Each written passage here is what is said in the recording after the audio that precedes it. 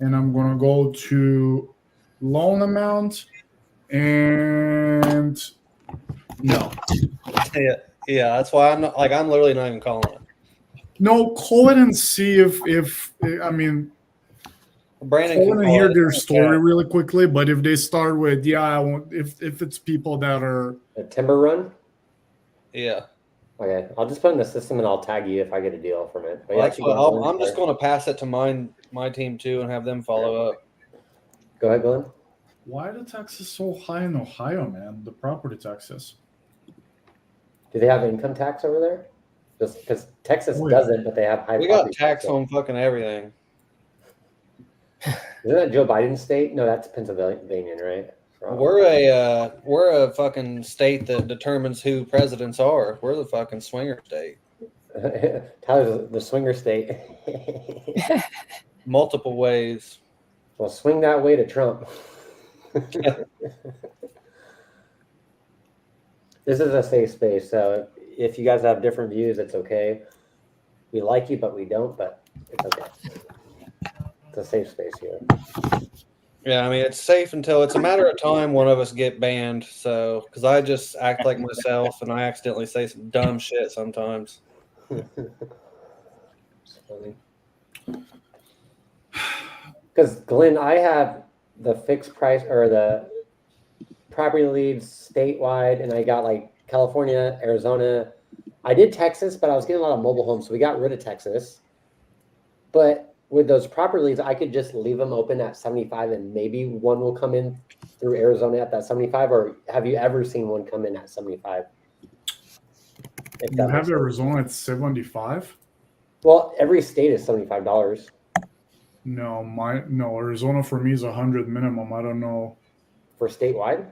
Yeah. Property leads? No, yep. It should be. Let me see. Right now. Oh, no, I can. I'm sorry. Yeah. You're right. Yeah. I've been at 100 for pretty much since I started, so it's all right. I'll leave it at 100. I don't care. $25 is a cup of coffee in Arizona. True. But my point is, leaving it at 75, do you think I'll ever get a lead come in, or does it have to be at least $100? Do you think? Oh, I don't know. I don't know how exactly the bidding system works with property leads. You should get I'll just say this based on my experience. At the beginning of the month, it will be slow to none. At the end of the month, if you leave it overnight, you should have leads. You should. Okay. That makes sense. Thanks, man. Yeah. I'm gonna go get a snack. I'll be right back. Get a snacky snack. Yeah, on that one, Andre. So the one I just dropped over there in private. Yeah. Yeah, they don't have asking nothing. The only thing is it says it's commercial ready, sell without an agent. Oh. Like everything that I don't want about a lead. Okay, so you haven't talked to them at all? No. Okay, I'm gonna give it a shot and see. Yeah, do it. I'd like to hear it anyways. Yeah. But in my opinion, it's going to be a tough one. There might be a way to do it, but what's up, Sharon? I'm gonna see what is the pain point and everything. If they're selling, how much it's asking. Yeah, no matter what, be a good call to walk through. Yeah, so maybe we can just make them be in the reality. So,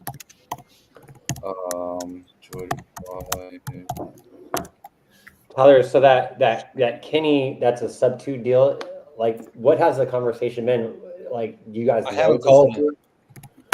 So it's just a new lead that you just saw from face value that it might be a sub 2, or like, how do you know? Yeah, I just literally checked it out and seen. Yeah, it's just not worth me. I'm just embracing no and moving on. So I'm treating it as a brand new lead then. Hello, is Kenny there? This is him. Hey, Kenny, this is Handy. You fill on my website that you're selling a property here in Ravenna, in Timber Run. Yeah. So how much are you asking for the property? $290. How much? Sorry? $290. $390? $290. Oh, $290. Oh, okay. $290,000. Okay. And can you tell me a little bit more what's going on so I can have better information? Yeah, I could. Can you give me a call tomorrow? I'm at work right now. You're at work right now? Yeah. Oh, okay. Do you have? Okay, that's fine. What time is gonna be the best time? Tomorrow after 5.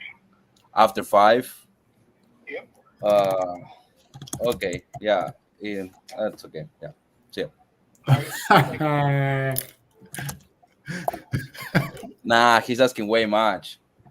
It's fine. He's asking Yeah. 290, but it was listed for 375, so he's gone down a lot. Where do you see that he was? On the Zillow, 7/5/2024 price change Oh 375. yeah, 310. But it was at 325. Oh, you're looking the history. Yeah, Makes sense. Yeah. I always forget that because like I'll be talking to a seller, then Kathy's like, they literally had this on market and it failed, and I always forget to check that. So checking the previous traction on Zillow could definitely help. Be like, hey, it didn't sell for 200 and you're asking for 200. Like, no, like I'm going to be a lot lower than 200 because you already had it on the market. It didn't sell. I'm an investor. I need to make money. So checking the previous like data, that helps a lot, man. And I always forget. And Kathy, I always go to the history of the property. Always. Yeah. Always. I was. So Randy, you know I'll be spinning that wheel. That's Kathy's favorite thing to do every day. Spin the wheel.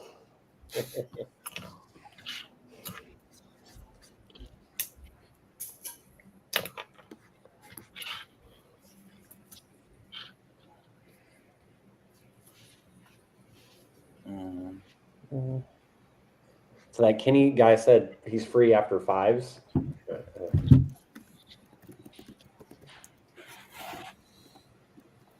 Okay.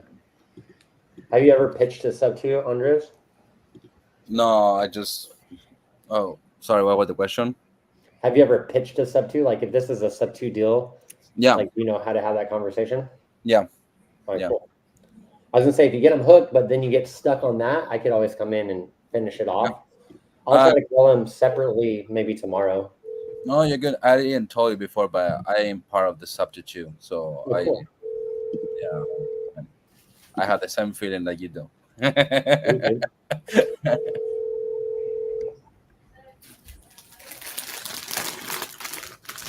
What's Caesar? What's up, bro? Hey, is this William? This is William. Oh, so yes or no?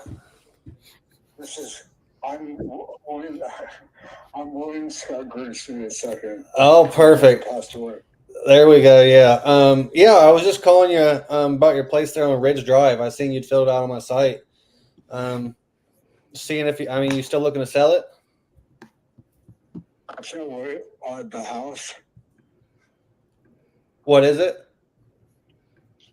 No, I'm getting a little bit confused. You called from I know you're from the show across here or somewhere nearby. You called this. Yeah. I'm in California, San Francisco. I was talking with Jeanette to some links, and this is when my father passed away. So things are just really scatterbrained, and I haven't heard back from her. So I'm presenting my dad had told me that it wasn't the last time I saw him, but we gone over some like old pictures on a previous trip out there in Ohio, and he told me that over through the years. So I don't know what they're doing. I haven't heard from Jeanette, and I hardly even know Laura. I've met her a couple of times, but they didn't grow up together. I guess Ed and my dad, they had parents that separated. That's what I recall. But anyways, what was your name again? Tyler Osborne. Yeah. Tyler, right. Sorry about that. Yeah, you're good. Yeah, I'm only about probably 15 minutes from this one. So what was you saying about the other people? Who was that you was talking about? Was this was your dad's? I think I heard you say. He lived at 22 Ridge Drive, and Chillicothe. Yeah. Okay, and that's the one. Is that correct? Yes. I mean, that's the one I'm calling about. Well, I can't get there at the moment. I'm on disability. I mean, I'm physically able, but right now I'm trying to get together a personal loan and try to build up some credit because, believe it or not, I'm 55. I have no credit. Not bad credit, just no credit. Yeah. So I mean, what were you looking to get for it? For the house, Yeah. I have not looked into that yet. I wanted to say probably, I don't know what the market is like out there, but I would say at least like close to like 325. I don't know. Yeah. I wouldn't know how to like tell that. I think more like 285 maybe. Yeah. Does that make more sense? I don't know. Do you know the house at all? Yeah, I know I used to do some landscaping. I think it was like 2 houses down from that. I mowed and stuff. So I know the area pretty good, but Yeah, I'm kind of I like out there. So I had the means and could do it smoothly. I'll just leave here and I mean, it's like jumps out of a nationwide housing voucher that, well, you know, I mean, it wouldn't matter. I just could, like, you know, live in the house and, you know, I got a partner part time, but that's just kind of sketchy. I kind of like, literally like going out to Ohio. Whoa. Yeah, it's so this is just really hectic now. So yeah, I think I may have seen. It's possible I may have seen because I remember one trip that I got out there. There was a gardener, you know, doing some sort of work, land work. yeah, who knows? That could have been me. You never know. Yeah, it was a couple. Yeah, that was a good 10 years ago. Something like that. Yeah. So is this one vacant right now? That's what I understand. If I were getting a hold of Jeanette, which I could, but I'm kind of just there right now. I'm trying to get myself together to like. I mean, I'm getting offers to do a personal loan, and that's really hard when I have no credit. But it's just shopping, like, you know, who's going to give me a good deal. So I remember literally just I'm trying to buy my time. You know, this voucher that I have is nationwide, and I've lived here for almost 15 years. I kind of would miss it, but I'm just ready for change. So I would like to say, you know, if I can like get it together or go out there, but I don't know what is in the. I don't know what my father's will is. You know, and there's anything. We left on good terms, although, you know, I didn't know that. I understand that my dad had gotten scammed by, I guess it was a housekeeper named Lori. I think I've met her before. And got him to like buy her things and stuff because, you know, you get old, the brain starts to decimate, and that always scared me for my dad. So I know he just get frustrated, you know. I kind of the same way a little bit. But my name is Scott, and yeah. So are you trying to sell this one or move out to it? I don't have any plans as of yet. I don't know what is in. I don't know. I don't know. I didn't get any, like, I haven't had any feedback from anybody. All I know is that I have friends of my birth mother's, Jerry, who was married to, they're married to men, they already, sorry, I'm just getting a little, like, emotional. You're fine. No, it's all right. I grew up mostly with Wanda being my a mother in tow, and it was just really hard. Yeah. So I mean, the Jeanette you're talking about, who's that again? Her name's Jeanette Block. I can tell you that. But really, Bush, if you do me a favor, you could do that. I would hope that I'm talking to you right now. You could, because I answered the phone actually, I haven't been, so I'm about ready to go. Kidding. So then it's a brand new. I got a Motorola Razr, kind of expensive, but it's a good phone. And I'm getting all this just a constant the phone just rings all the time. So Yeah. What's your last name? Your Tyler what? Yeah, Osborne. Yeah, I was just kind of trying to figure out, I guess I'm just kind of confused on the whole thing of what you was wanting to do with it. I mean, like me, I would like to, I would buy it and keep it as a rental. Is that that makes sense? For me, it would be obviously I'd go out there and go through the particulars. I don't know if I don't know how the house is left, and I don't know what Jeanette had done. She's temporarily checking on the house, once a month or what. But can we keep in contact? My name is I go by Scott, but my name is William Grigsby. Yeah. And this is my number. So you're just not sure yet, kind of what you're looking to do? I can't say because I haven't been there since. Yeah. Well, I mean, on this one, I know where it is and about what it is. I'd be interested in, making an offer and getting a deal done for sure. I definitely want it. I just didn't know for sure if you were at that point and ready to if we came to an agreement to move forward with a sale in the process or not. That sounds really good, actually.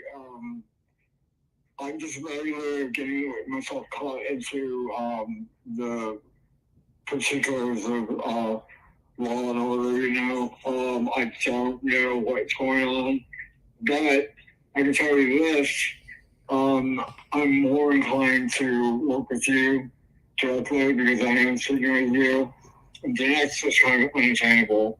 She works at Columbus General. Is she an agent or? I'm sorry? Is Jeanette an agent? No. Jeanette Block is my cousin through Dad's sister. Okay. Who they grew up together.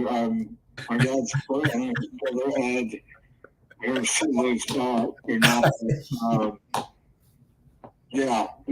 it's just kind of Okay, well, so say we could come up with something today and I could get you stuff who all is on this now that has to make the final say of the sale? Is it just up to you or are there others on this now, other heirs or something that has to be involved in this? I wish there wasn't. I don't know if there is or not. I could try to research it a little bit more. Is this last minute you got to make today? What is it? No, so is this first sale to get done today? I know you're going forward and I have to find out what is a reasonable price. I think $285 makes sense. I know Ohio is a little less expensive. Yeah, than California. Yeah, a lot. Yeah, so no, we don't have to make a decision now. That's why I was just seeing kind of where you was at with it, who all has to make the decisions. I would like to be the one that makes the decision. I just don't know that I'm capable. But if I research it, I can get back to you. But I remember my name is Tyler Osborne, and my name is William Grigsby. I am very large, I am, and I'm the only child, so. Okay. That's my cousin. It's just not. I'm Well, I love my parents. Really very good rapport. I just graduated high school early and left the nest, so to speak. I just got to brought up with city life and all that, and I've lived abroad, lived in Switzerland twice, and I just part of me would love to go and just hunker down and chill healthy, but I think more like I'm gonna want to retire, something probably coastal, maybe one county over, north a little bit, but. I'm born here, so you ever been out to California? I've been to California. It's been years ago, though. I got a bunch of buddies out there, though. Oh, cool. Why don't I do this? Can we talk over the weekend? I'll talk to you a little bit more and see what I can come up with. Feedback I can get. I can call you or whatever. And let me know what's. Yeah, I mean, so it depends on. Do you know if there's a loan on it still or not? If there's a what? A loan, a mortgage? I don't think so. My dad was always very good about paying, his mortgage. I think it was already bought and paid for. Okay. Well, my thinking is just so if I did a cash one, I'd be a little lower. I haven't even got an exact number because obviously neither of us know the exact condition yet. But I mean, I could do great condition. Yeah, I could do a straight cash offer, or I mean, if you'd be open to just doing a seller finance, I could probably get you your full asking of it. It just kind of be, I'd give you a down payment, then we'd come to terms on a monthly payment, and I'd just pay you off like that. That way I can give you more money and you won't have to pay. Sorry. That sounds really cool. You sound really interesting. Experience. But yeah, I definitely your sound also yeah, I actually if we did a deal here, we'd use this lady here, this title company here that I literally just closed a deal with her this Monday, so she can also testify for that. But yeah, I mean, if we could do that, we'd obviously have to clarify about the mortgage, but I mean, I don't see a problem in giving you $285. It'd just be, I give you a small down payment, then monthly payments. Yeah, that sounds cool to me because I could use some money. I'm fighting right now trying to get money because I just found out that I was had been underpaid from Social Security. I've been really basically off only within $1,200 a month. And that's nothing. Yeah. I imagine it. So yeah, and I mean that's what I'm saying. I could put some money in your pocket, then you could just get payments every month for I don't know, probably around probably $400 a month or so I could give you. But like I said, the main thing is just, is there a mortgage, which we'll find that out, and then secondly, if you're the one that has sole rights to it and you can actually sell it to me. Right, and that's just the thing. It's I don't know, if there, I don't know if there's a will. It took forever to get my birth mother's ashes. That was one of the things that had to be they all wanted to go out, in the ocean, and they all three of them wanted to get cremated together. They're all good friends, and that's kind of how I came to be, so to speak. So, yeah.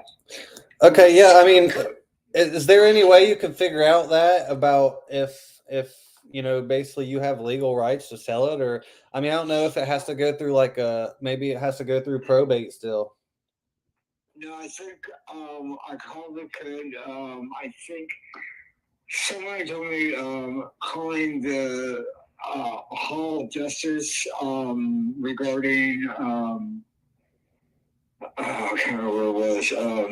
I had a friend tell me about who you know, in the, because what's funny is Jeanette is like on the obituaries, they list Jeanette as being like next to Ken or whatever. Yeah, that's kind of what I was asking and worried about. I'm not in it at all. So that's one reason why I just got a little peeved. And that's why I keep thinking, like, you know, she's just trying to scam me. So I really would like to work with you. And Is there any way I could get Jeanette's number just to clear this up and kind of see what's going on?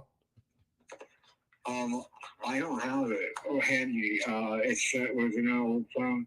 She didn't try to contact me. I left her information on an email, or you know, I can try to see if I can find like her number. Yeah, I mean, or email, anything's fine. But I just want to, I mean, because I feel like we could definitely do a deal. And I feel, I mean, we're pretty much on the same terms with the seller finance thing. It's just, I would hate to, you know, even waste our times or get this whole thing started, send a contract if you know, we don't even have, you don't have legal rights to sell it, if that makes sense. That's why I'm saying it's like, I think we'll probably say so.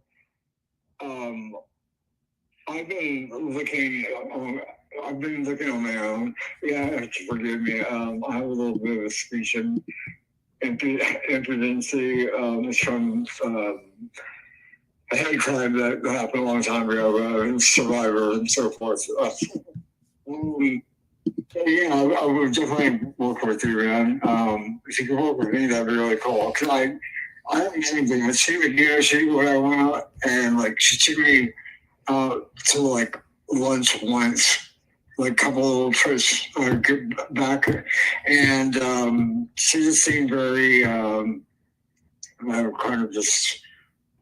Well, you know, look up. Yeah. So what's she saying? Like she's going to get the house, or what's she saying? I have no idea because I haven't talked to her. Yeah, exactly. Right. I know that she this was sort of. I'd say she's. What I thought was that she was like head of the nurse department for the floor all the way down. Because apparently, like, it's hard for me. You know, she apparently like was with my dad, like seeing him, like you know, like start, you know, losing his head, you know, and he was basically on life support, and he was still alive at that time. But I have to do a lot of research. I have no problem doing that because you sound fucking talented. You sound really fucking cool. Yeah. So yeah, I can understand that you need to do this succinctly. You know what I mean? Yeah. We just need to make sure that, you know, which obviously it would come up in title, but I'd hate to waste all of our time to try it and then. No, I understand, but let me do this. I got your number, and I can probably give you some more information on my side, whatever I can do. So we can figure something out because I would love to get a cash reward for my dad's house. Yeah, I mean that's like I said, once you can figure this out, if you can see who, you know, if you have the rights to that, and if we figure that out and you do, perfect. I mean, I think we can move forward with, you know, I send you 10, 15 grand, pay you $400 a month and move on. Awesome. Yeah, that sounds good to me. But yeah, just save my number again, Tyler Osborne. If I don't hear from you by, you know, the end of the week or so, I will give you a call, see what's going on. Sounds good to me, man. You have a great day. Yep, awesome. Appreciate it, Scott. Thank you. Bye. I have no fucking clue what just happened. I'm be honest. Bro, Was what? that like a Jason seller? Like you're just blown? I don't know. Bro, I mean, this guy was avoiding every single question, man. I don't think that he's mentally there. And so I've dealt Yep. with this before where, and Yep. this is all I think of the whole time. I had this guy, it was here in Ohio. He was selling this property. Seemed too good to be true. It was up by Cleveland, North Ridgeville. And I was back and forth with him. Couldn't get buyers in there. He wouldn't answer me for 2 days. Then he would, and blah, blah, blah. Well, his sister finally got a hold of me and was like, "Hey, have you been dealing with Corey?" And I was like, "Yeah." And she was like vetting me out like I was trying to rip him off. And I was like, "Hold up, like, what's he telling you?" And then she goes into telling me that he's mentally disabled and etc. The house is like just all of this stuff. And so I kind of got the same vibe there, that's why I asked for Jeanette's number. She's probably the one to talk to. But yeah, that just mind fucked me a little bit. Tyler needs a hug. What's that show with Boom Hour? Oh, King of the Hill? Yeah, Goddamn Bobby I Hill? don't know if you guys heard any of the words he said. I could barely hear it here. It was like, No, I what's his got name? confused Cotton? because you ask him a question and you're asking me how much is 1 + 1, and then he's like, "Well, listen, Yeah. the I took her off turtles, dinner. Yeah. the turtles in the blue ocean are actually green."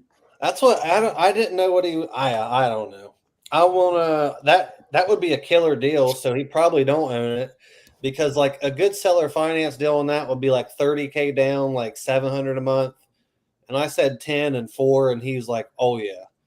So something's wrong, and it almost feels like I'm ripping him off if I were to send a contract. So like I don't, what I mean, let him do his thing, and I feel better about myself just moving on for now. Get a hold of him later.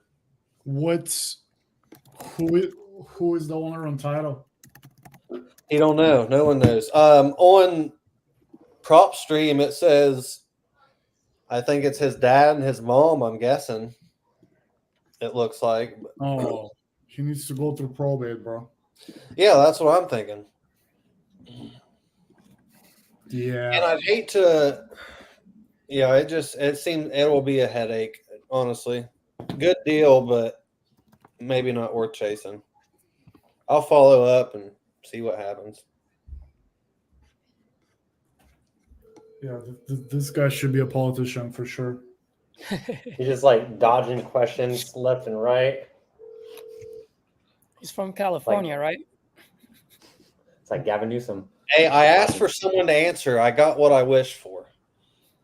I said I just want someone to answer. He's ready for the Fed meeting today. See if rates are going to drop. What time? I try to find a time, but I don't know what time it is.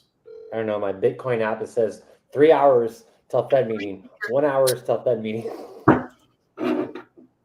So what time is it? Like at 12?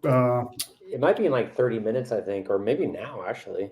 Fed meeting today. I think they're supposed to cut heavily. No, they'll do if the jobs report this week or last week. All the jobs are illegal immigrants that they're counting. If the job report came about different, it would have been 50. Yeah. I think it's going to be 25, but bro, it doesn't really matter. It is what it is. And I'm just ready for the money printer to turn on. Time. What time is this thing, bro? Okay, 2 p.m. Eastern. It's now. It's right now. Yeah, let me see. Drum is going to kill us. Papa Pow. Where should I watch it? Okay, Bloomberg. What you Is got? your property causing you more trouble than it's worth? Hello, Roxy. Hey, Roxy, it's Brandon Clark again. How you doing? No, I'm fine. Awesome. So I got those photos you sent my way. I'll just taking a look at it and running some numbers. You're still trying to get, what was it, 52,000? Yeah. Anyway. Yeah. After looking at, what's going on in that area and the photos, I feel like I'd have to put a lot of money into this property, like the roof. There's some stuff that might look like some water damage. Is there water damage in the property? No, just on the roof. That's why it's just in place. I gotcha. Yeah, because after running the numbers, I think for me to buy this deal as an investor, I need to be around like 20 because rehab is like 60,000. Oh. So, all right, Danny, thank you, but I got a better offer, but thank you, though. Awesome. Yeah. Hopefully you got the good offer, but appreciate your time. Have a great day. Darn. Thanks, Roxy.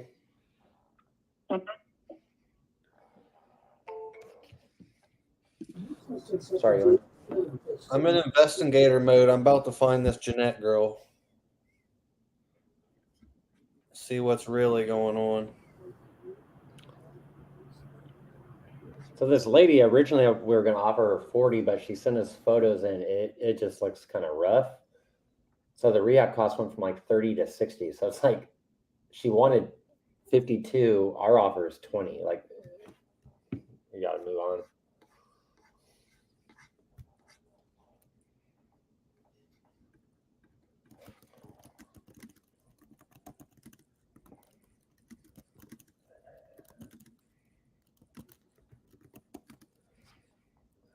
Said had a higher offer. Yeah. Put her in a 2-week follow-up.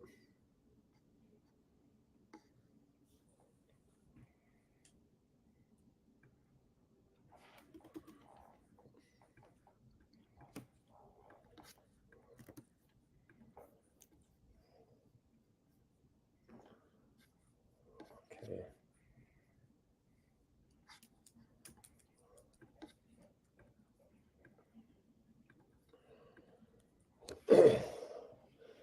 Glenn, on the deals, like let's just say they're not a deal and you're doing follow-up. How are you doing your follow-ups? Do you have any automated texts going out, or you just, how's your follow-ups?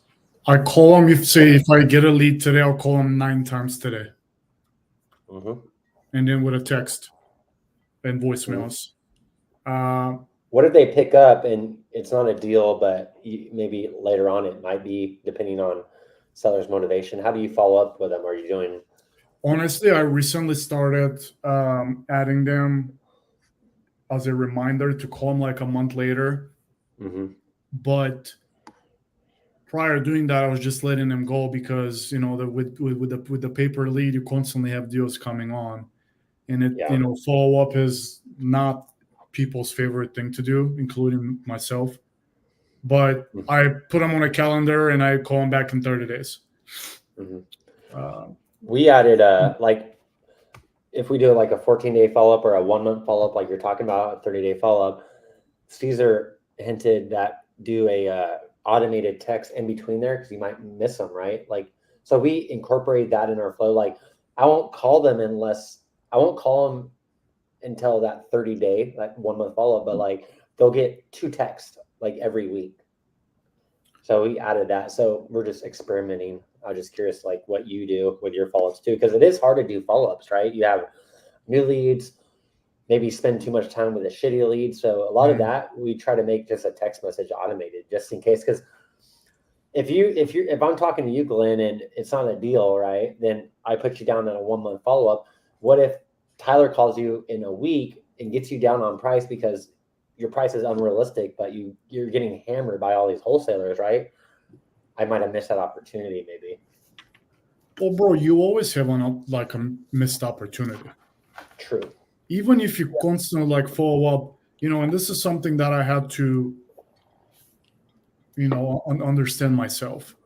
I will miss opportunities. Just this is what it is. If someone says I want X amount and I cannot do it, a week from now, someone else might call the seller at the right time and be able to get the price that I wanted to get it at. Mm-hmm. All you can do is what you can control, and that is constant follow-up or have processes to follow up. That's it. Yep. And Brandon, dude, remember in the tech world, like you don't want to follow up just to follow up. So like if you can add value, like maybe drop like a YouTube clip of something, I don't know, whatever it is, or like one of the text message I have is, hey, Brandon, we just bought a few other properties in your neighborhood, close quick, 14 days. I know we're not supposed to chat for another 30 days, but hey, if you know anyone that's looking to sell, let me know. I can give out referrals too. So like it changes. Change it up a little bit. It changes. And what it is like you're telling them, hey, I'm not trying to close you on the deal that we're talking about, but I'm just letting you know we're close other deals. We're looking a few more. Do you know anyone? Do you get what I mean? It's like it's a different approach but also at the same time psychologically going, well, I want to be the next one that he closes on. True. Yeah, I never really thought about that. That's a good point, man. You know what I mean? And so now they're like, oh, well, you know what? Forget 30 days. Let's talk now. Yeah, it gets rid of your commission breath. And it's like, wait, does he really actually maybe care? Yeah. Yep. All right, sorry I got to run quick, boys, but I got a bunch of other shit to do. I wanted to do a couple calls with you. I only got one with Boom Hour, so. It's like a Don't 2-hour get 'em, call. bro. All right, see you guys. See you, Tyler. Hey, Tyler. That's funny. Boomhauer. Let's see here. No, that makes sense. Like, and I've been trying to treat follow-ups as like a new lead. Like you said, don't follow up just to follow up. Just treat it like a new lead. Hey, I was calling about the property. Did you sell? How much are you looking to get? Like, try to redo it as a new lead. But also, like you said, sending out messages in between the long follow-ups just to add value instead of like, did you sell your house? Right.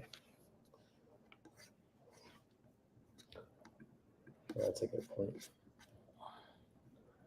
We actually hired one of my friends. He wanted to give it a shot for like 30 days, and he closed a deal.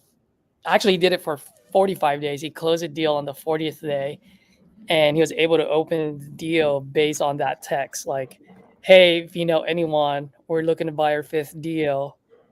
Do you know anyone in your neighborhood that's looking to sell? And the guy responded like, dude, I'm still looking to sell. And so Ed picked up the phone, called him, and ended up closing it. Nice. You know, but it's a different approach. You're going around them. You know what I mean? Mm-hmm. Just a different like tactic. It's a little tactic. And yeah, I don't know if you guys do this. I'm just starting to do it. I'm gonna like do like a quick Zoom call with like clients, sellers that I help, and then from time to time I will send that to some of the sellers that I'm trying to close to. Mm-hmm. Yeah, I've heard that either that or you just send the video of yourself. Yeah. Yeah, Caesar, speaking of the tech world, I do not miss it. Oh, I do not miss it at all. None. Salesforce is fun and is cool to be a part of like a big brand, but I was like, here I do whatever the fuck I want. I say where the fuck I want. We have no schedule. Like I like it. You just gotta close deals on your. You're like you have to create your own revenue. That's the only thing that's different. Cold call.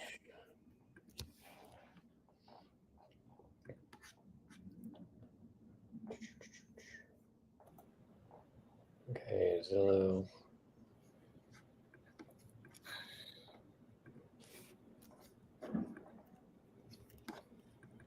Oh, dude, if you guys don't mind, I'd like to share a quick small win. Go for it, dude. So on my first YouTube video that I recorded, it was just like the reasons why I created it, right? For the selfish reasons, and one of the main goals is just to, if I can just help one person hang in there. So someone commented, is like it helped me. It's like I was able to close 2 deals, my first 2 deals ever. And I was like, yeah. So I was pretty pumped about that. Like, goal achieved. Hell yeah, dude. Yeah.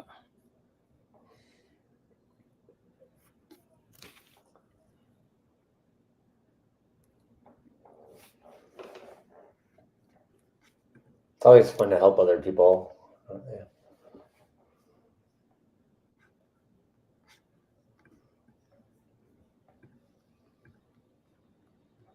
What's the error on this one?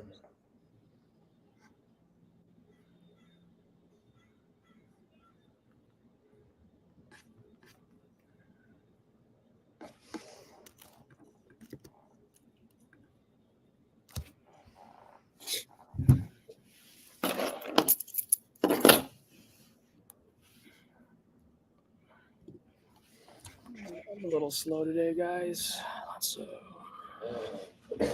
Yeah, I'm in the dispo mode right now, so it's always slow. Dude, lately I've been coming across fellow investors and just wholesaling some of their deals. I don't know how that's gonna work. So Like We'll see. JVing their deals, like disciplining theirs. no, these are just like investors who are either offloading their properties. One just like finished rehabbing it, but he's got like 11 other projects that he's working on. So he's like, I don't want to put it on the market. I don't want to deal with a realtor. I'll take a discount as long as I have some profit. You know what I mean? Mm-hmm. So we'll see.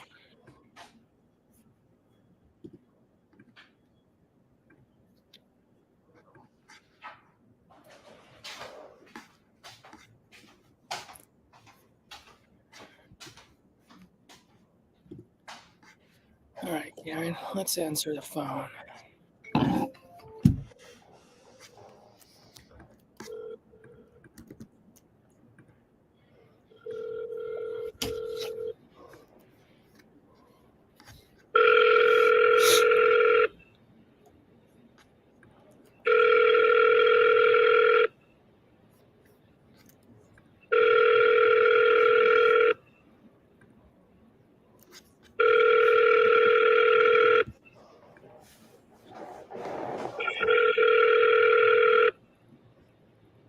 System.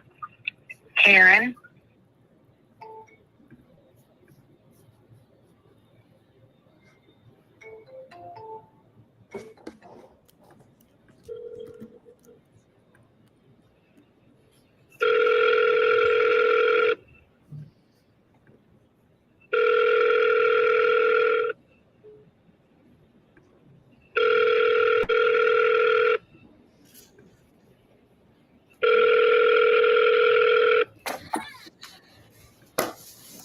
Trying to reach is not available. At the tone.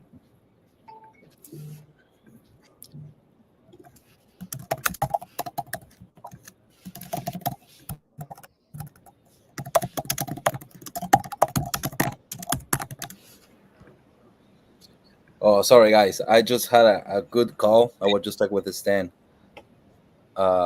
Basically, we just have a guy that he's selling by his own on the market.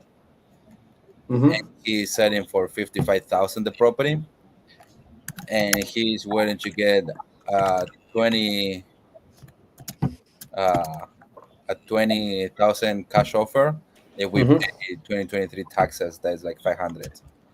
So that will be a good deal to make. It's not a bad trade.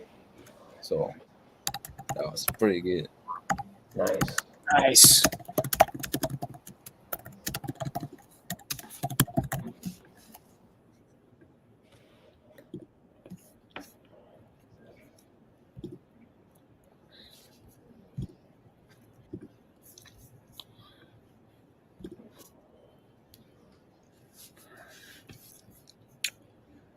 All right, Dave, I just talked to Barbara.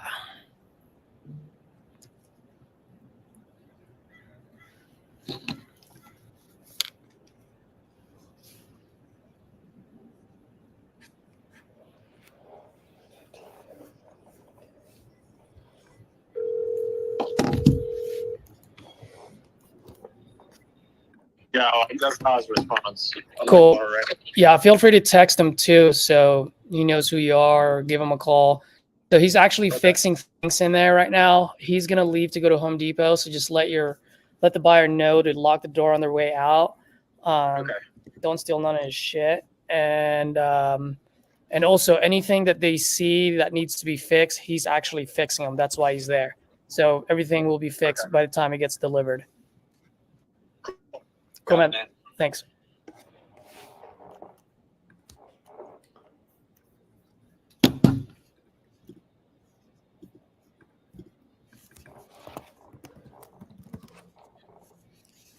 Andres, how you doing, buddy?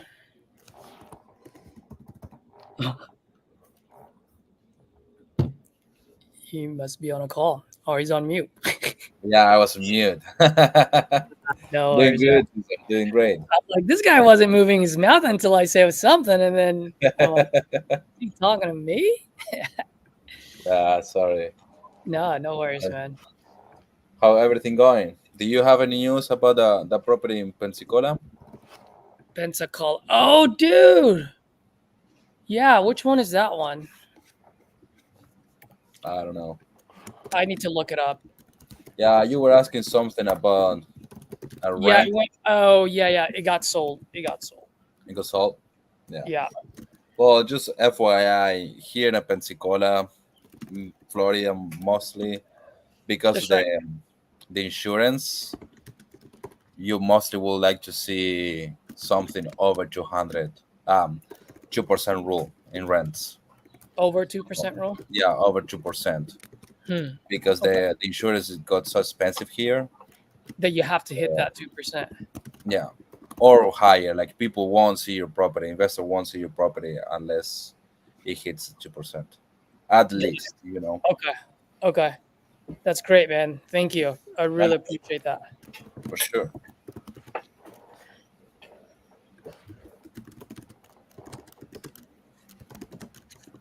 I had another deal in Florida.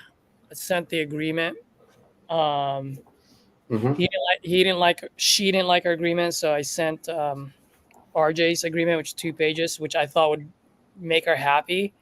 And then she just went off on me. I was like, lady, look, I want to do business with you. I want to make this deal, but I'm not gonna allow anyone tell me how to run my business. So what did she say? Like, why was she so upset? Blah, blah, blah. It's like, well, I don't want people to keep coming and going. It's like, lady, I gotta send people out there. I told you I gotta partner with a local investor in there, right? I want to make sure that everything that you say, I confirm everything that you say. I gotta send some people out there. And it's like, no, I get that. It's okay. But I'm like, dude, at some point I was just like, screw it. Yeah, if they're hard to deal with, just imagine how hard it is to deal with on the dispo side with them. Yeah. Plus I walked away from it too, because not only that, but it's also a condo. So there's some HOA there. So that always, more often than not, kills the deal, you know? Yeah. So I was Yeah, like, HOA and condos. I think Andres, you had like a condo we were talking about, was that you? No, You had no. I think it was No, someone I else, just but see condos and just run away. yeah. yeah, Condos are hard because you can't really add value to them. Like, if all the comps are 500 and you think ARV is 550, no, it's not, because the condos, like, you can't add value to a condo, really. yeah. Yeah, especially if HOA rules and there's no STR. It kills a lot of deals if you can't do short-term rental. Of course, you never want to do an exit strategy as short-term rental, but if that's something you can do, it does attract more buyers. Mm-hmm. That's why, like, every sub 2 deal, like, you want to make sure you can do STR, because a lot of them don't cash flow. Yep.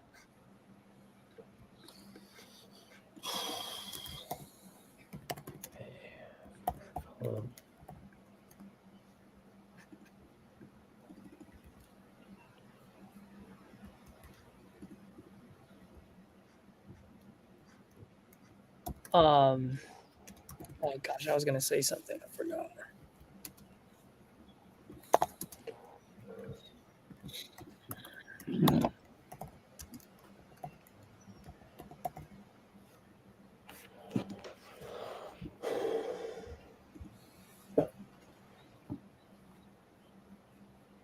What up, Mark? How you doing? You making that money? Trying. Yep, the Fed cuts 0.5 point. Bro, they did 0.5 point. That's what I got from Yahoo Finance. Yeah, that's what I just got from what do you call it? The Apple News. What? Yeah. How's the market looking right now? That's interest rates 0.5%. Well.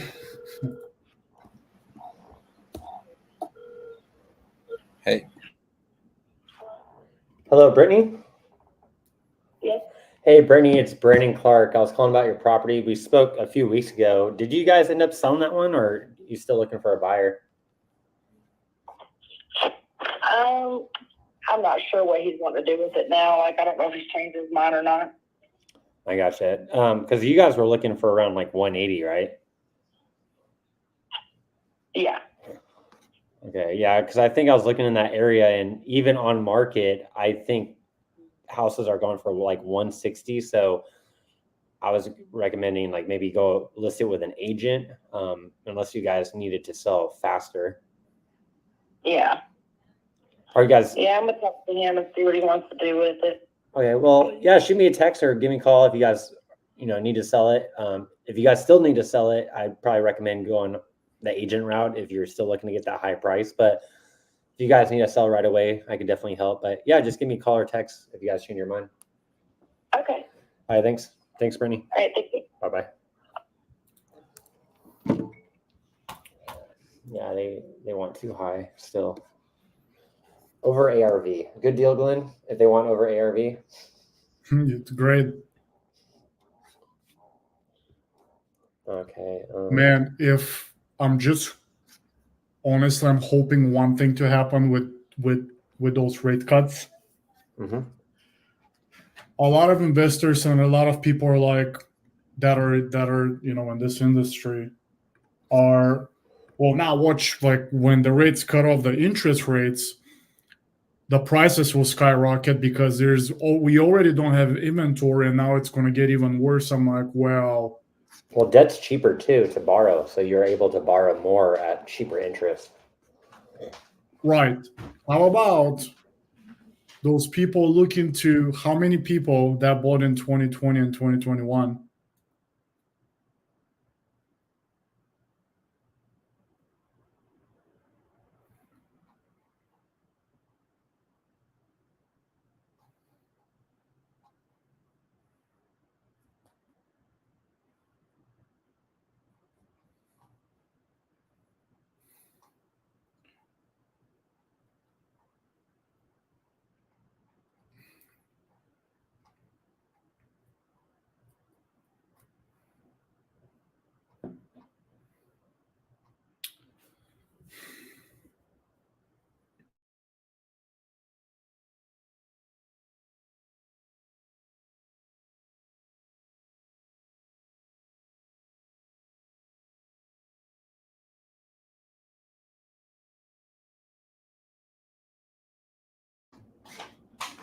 So he wanted to walk, but we wanted to wait till the other walkthrough went first before he walked it. Right. Okay. That's why I was waiting. But now we kind of get back from the other walkthrough, and the house is not in good shape. Probably much just for the law or something. I don't know. True. Yeah.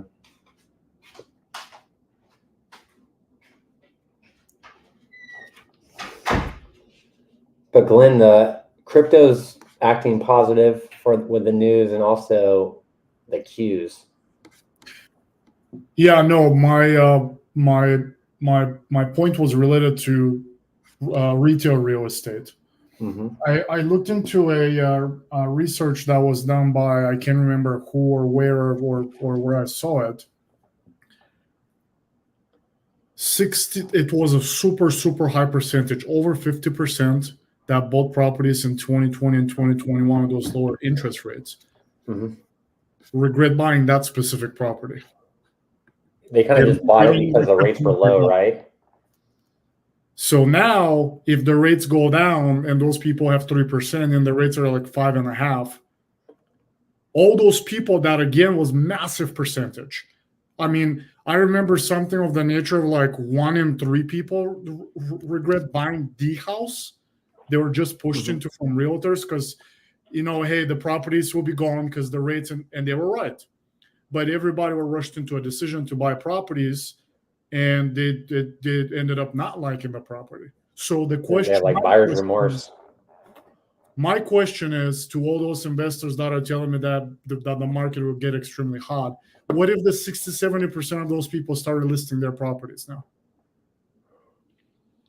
We still have a low inventory too, so they'll get bought up anyways by. No, a lot of people are on the fence right now. No, we don't have low. You have low inventory in San Diego, but not in Phoenix, Austin. Oh, really? No. There's actually we're back to norm. There's low inventory of affordable housing, but that affordable housing in Dallas, Phoenix, Austin, that word does not exist anymore. Mm-hmm. So my point is with the existing properties that are already on the market. How about all those people that regret buying the house? They also start listing their properties. Mm-hmm. I just think that I think that the market will stabilize. Actually, I hope that the market will stabilize because I want to buy properties. Mm-hmm. I don't want to buy any. I'm over it. Yes, man, I do want to buy. I'm looking at properties that are by hospitals, by schools. I think if I lived in Arizona like you, I'd buy. But here in California, I'm not buying any more investment properties. If anything, we'll buy out of state still, like Texas and stuff like that. But like, if I lived in a good state for home ownership, I think we would buy more here if it wasn't San Diego. You know what I mean? I mean, bro, if you're able to find like a small multifamily in San Diego, like people are crushing it. We almost bought a sub 2 here. We were thinking about wholesaling it, but then actually we're like, fuck, we could just buy this sub 2. Was it a multifamily or? Yeah, it was a duplex in San Diego in a good area, but the agent, which was a Marine as well, he was also in sub 2.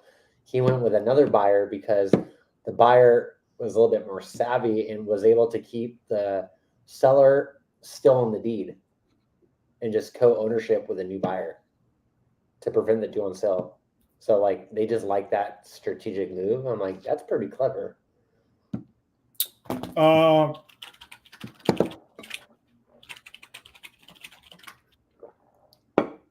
Yeah, bro. That's actually a great idea. I just had to Google something. Mm-hmm. California is a community state, which means if the seller decides to sell, the buyer has to sign on it. Otherwise, it ain't happening. So it's a great idea. Very good idea. Right, Katie? Right, big boy. It's a great idea. Being a cat, sleeping all day and doing nothing. They're eating the cats. They're eating the cats. They're eating the dogs. I like all the dances they're making out of it. Yep. It's getting nuts up to this point, dude. Absolutely insane. Hello, this is Jason. And sorry I missed your call. If you would, just leave me your name and number, and I will get back to you when I can. Thank you, and have a great day. Hey, Jason, this is Brandon Clark. I just wanted to call you about our Bodark deal in Missouri. Wanted to know if you were still interested in that property. We had a walkthrough yesterday, so I just wanted to see if you wanted to get in there as well. Give me a call back, 760-823-8311. Thanks. Red shared to answer your question, partner or ma'am. Don't know your. We don't claim identities here or gender. Yeah. So we don't What do you do when a seller needs time after close to find a place? You do a post position. It's called a post position. So you can to simplify it. You can put in your purchase agreement that there's a post position. So pretty much to give you an example. If you close a property tomorrow, but the seller needs 2 additional weeks, you do a post position for 2 additional weeks, and you keep an X amount of the seller's proceeds in escrow. That way, if they don't move on the 2nd week, you start deducting out of that escrow money. For example, you put $20,000 from the proceeds that the seller would have gotten if they left on time. But if they need 2 more weeks to stay, those $20,000 are staying with escrow. And if they leave on time, that money gets released to them. If they don't, there's literally a daily occurrence charge until they leave. So post possession, you can just put in your purchase agreement, 20-day post possession, and then the title companies handle that. we came across this yesterday, Glenn, where let's just say you're the seller. Hey, Brandon, I like the contract. I like the price. Everything's good to go, but I need time to find another house because I have a lot of shit like tractors, trailers, and I need to find my property. And I didn't close that deal a few weeks ago. Then I closed it. Well, they didn't sign yet. I called them yesterday. Basically said, hey, Glenn, I know you have to find the next property, but what we can do is, get your property sold now. So it's a little bit easier when you buy the next property. So what I said, we could extend the close date. Then also in the contract, I put is contingent on seller buying the next property. That's something we added to our contract yesterday when I sent out, and he felt more comfortable. Do you do that as well? Like, just so you could get a contract in front of the seller so you could not miss that opportunity? I don't. And the reason why I haven't done it is I haven't had a situation like that. Everybody was leaving on time. But I don't think that if you put that in the contract, a buyer would take on that contract from you. You can't assume that a buyer will actually accept those terms. You can do post possession, or one of the OG people in the United States, like when it comes to wholesaling, his name is Todd Toback. He buys down the property. He actually takes it down, but takes it down with massive discount. Discount on the discount. Because, hey, I'm going to take this property down, okay? I'm going to have a private money or a hard money, and I'll give you 60, 90 days. He had done a year. 1 year. The seller's staying in the house. Damn. But, again, if you have a property that's worth 500 and you had it down for 300, he will for 200. And the sellers are like, yeah, okay, I get, that's fine. Yeah, I just said on this one, like, hey, at least get your property sold, get that ball rolling.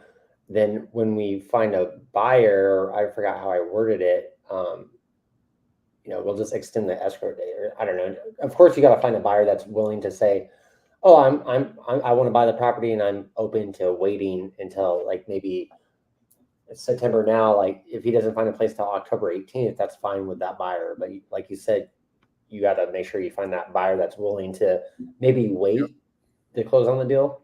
Yeah. You have to say, I got to check with one of my partners. I have a deal actually that I locked up last month, or it must have been last month. I can't remember anymore. That's an escrow. I have EMD deposited by the buyer, $5,000 non-refundable. The deal closes on October 21st, 3.5 months. But my buyer was okay. Well, they were first. Well, why so long? Why blah blah blah? I'm like, because the seller needs to. She does use her personal residences, the current one and the new one, to take care of people with disabilities. It's like a program or something like that. So she needs to find a specific place, specific apartment, or specific HOA that will allow that. That's why we're doing it. They're like, okay, fine. So you said it, not to. I just gave an example, so there's an argument there. Richard, yes, they do. Pretty much, they become a tenant/squatter after your expiration of your post possession. That's why you hold that amount of money in escrow, so you get paid for pretty much every single day they overstay their stay. Also, like, you'll find a seller that wants to sell their property, but they want to lease it back from you for like a year. I always say no, because Pace even said this. A lot of people, like, if I buy your house and I'm the new landlord and you're the tenant now, but you're paying a lot more than the mortgage, like, you're gonna get pissed off and there's gonna be grudges. So, he always says, like, you never rent to the sellers. Like, it's just bad business. It always leads to issues. So you never, like, if Glenn's like, hey, Brandon, I'll sell you my house, but can I lease it like for a year? I'd say no. We need to get new tenants in there. We need to flip the property. It's just never a good idea. From what I would say you have to read the people. If you know like how to read the people, you can kind of like figure out. If you have a guy, I'm just going to give an example. You're 100% right, Brendan, and I do remember Pace talking about it. If you have a guy that's an engineer, Mm-hmm. How about if a guy that's an engineer and the guy's from Australia and he's here for business stuff and all that? He's like, hey man, look, what I gotta go back to Australia, and you know the guy, you've seen the guy, he's a Credible. let's say Intel senior engineer, blah blah blah. There's a very, very slim chance this guy will flip on you and become a pain in the back. That's So true. I read the people. Like he might have money or she might have money, and she just doesn't want to be a homeowner anymore. Exactly. That makes sense. I could see that too. Or he could say, look, dude, let me stay 1 year, but I'm telling you 1 year because I don't know when I have to go back to Australia. Same example. It could be month 3, could be month 5, it could be month 2. Can I stay so I don't have to go and rent? Again, you have to pick and choose your battles. But overall, don't turn your seller into a tenant. You're up for some exciting headaches. I'm gonna call this seller real quick. Richard, you gotta start marketing right now, man. Or ma'am.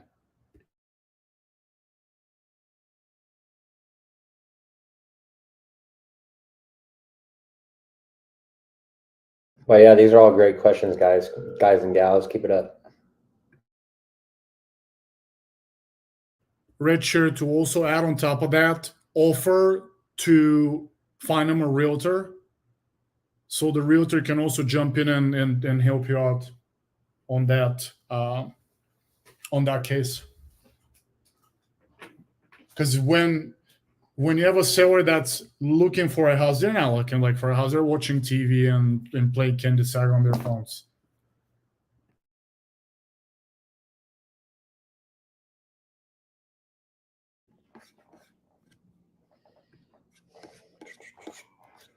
No pickup.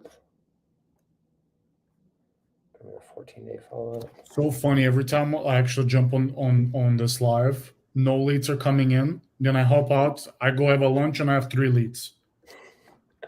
Just keep it on. Just keep it on even if you leave. Right. Okay, so no pickup.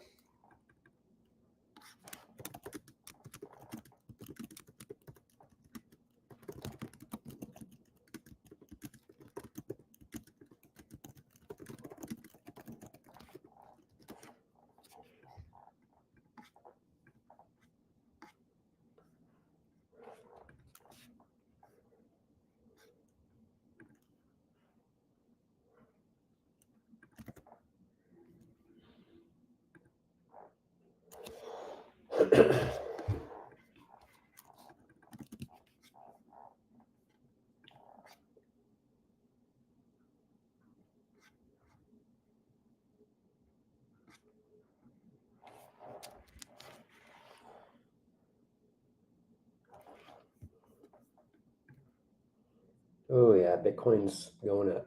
Nice.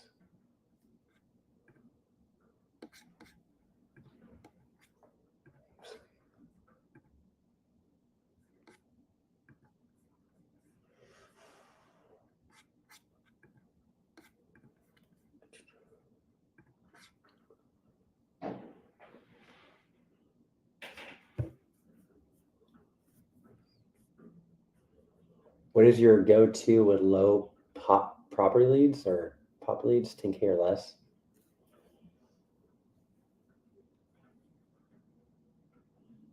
Are you saying if you have 10K, what's your best PPL provider? Is that the question? What is your gut to with low pop leads thing? Oh, population. What's the question, bro? I'm sorry, I don't, or ma'am, I don't understand.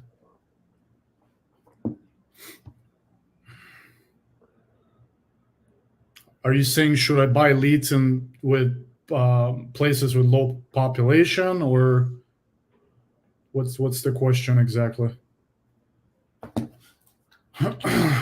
Oh, maybe like, what's your take on low population leads? Like, if there's a low population, it's going to be hard to dispo the deal. What is your go-to with low population leads, 10K or less? Are they worth going after? If you're buying the lead, definitely go after it. You know, I'm Stu. Did he put it on YouTube? Can you put it? Mhm. Yes, they are worth going after. Those are actually the leads that RJ is crushing.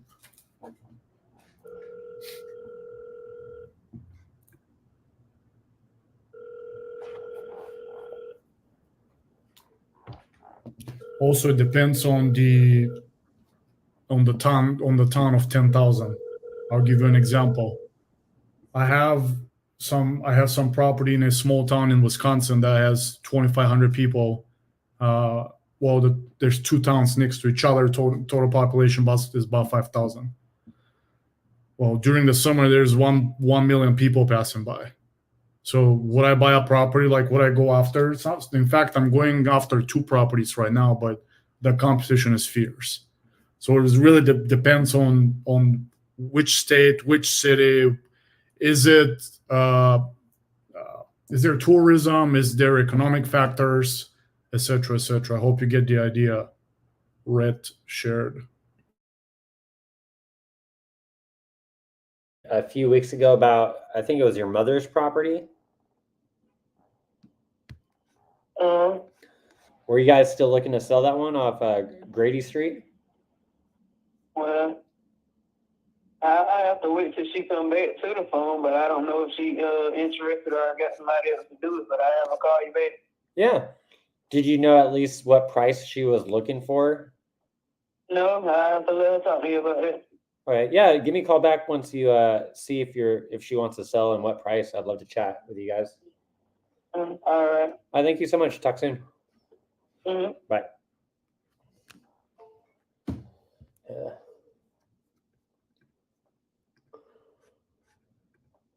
But yeah, a lot of the property leads we got nationwide were really rural, and when you look at the population, it was really low. But we already bought the lead. You have to work it. You might as well.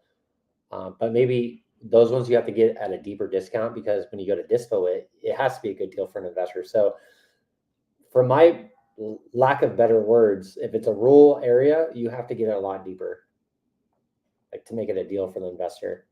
If it's in the market where it's like Tempe or San Diego or like these hot markets, it doesn't have to be that deep. The numbers just have to make sense because the buyers will come, right? So, for example, we got a deal in like Austin, or I forgot where it was, but the deal wasn't that good. But we posted on Investor Lift. It was in a hot market, and we got a ton of traction. Not traction based on the price, but traction based on the area. And of course, they're always going to lowball you, but at least we knew people were interested because we had a deal in that area. Deals in rural areas, we post on Investor Lift, we get no traction. So a lot of times you got to get those at a deep discount just to make it worth the squeeze. Well, have you ever thought, just to run it by you, Brandon, because I'm just curious now that you mentioned it. When you say small towns, rural places, have you ever thought that there's a potential maybe the buyers there don't even know what investor lift exit means at all, and they're more like going to their local broker, Jane, that has been doing this for 40 years prior, that her mother did it and her grandmother did it. So more it's like Facebook slash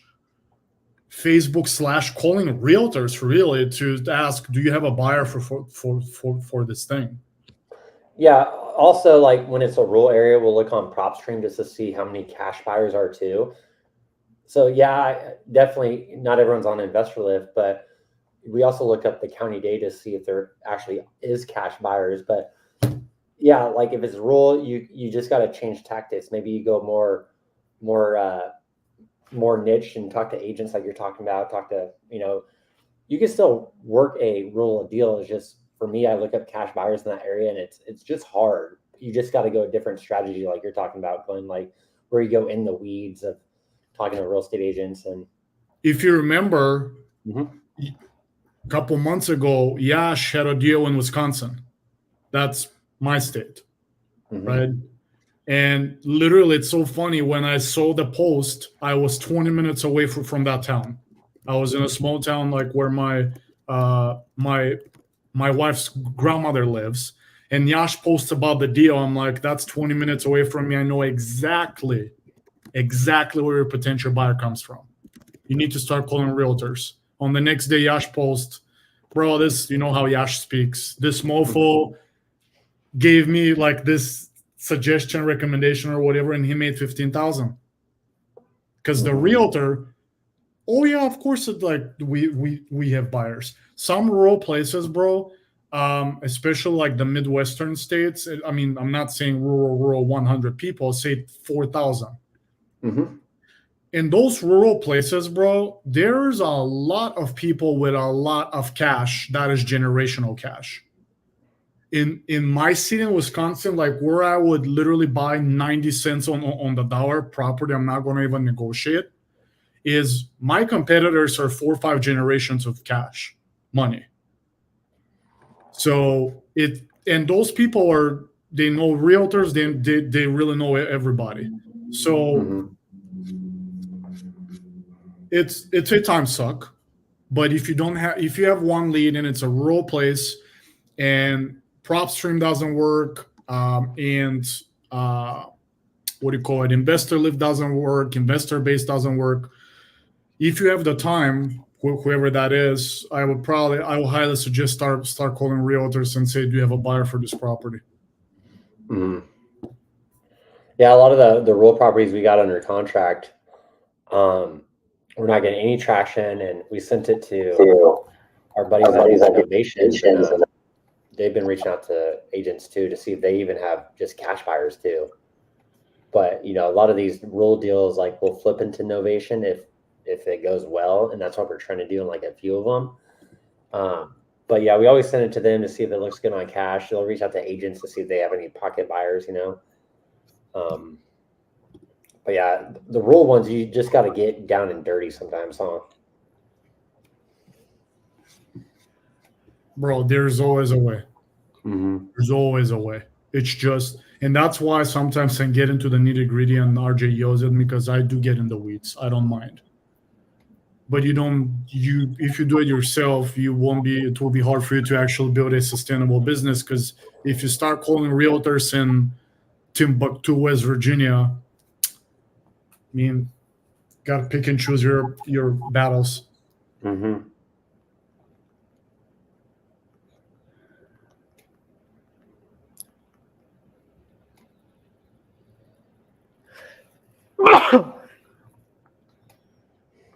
Bless you, brother. Thank you.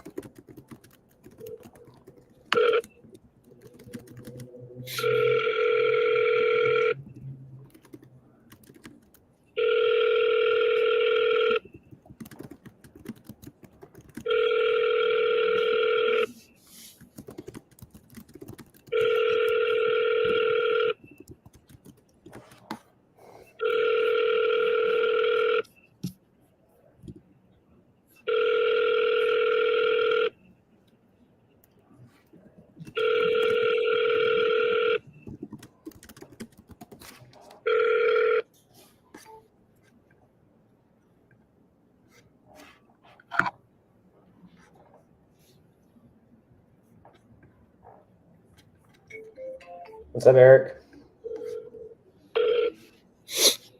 Oh, Jason, Eric.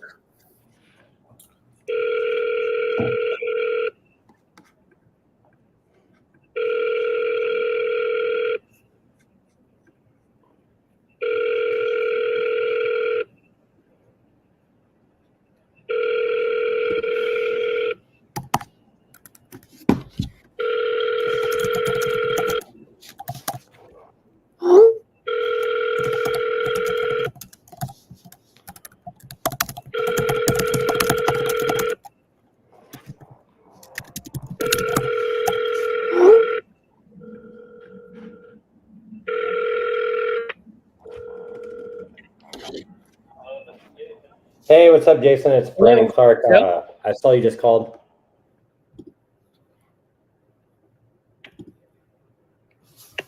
Hello.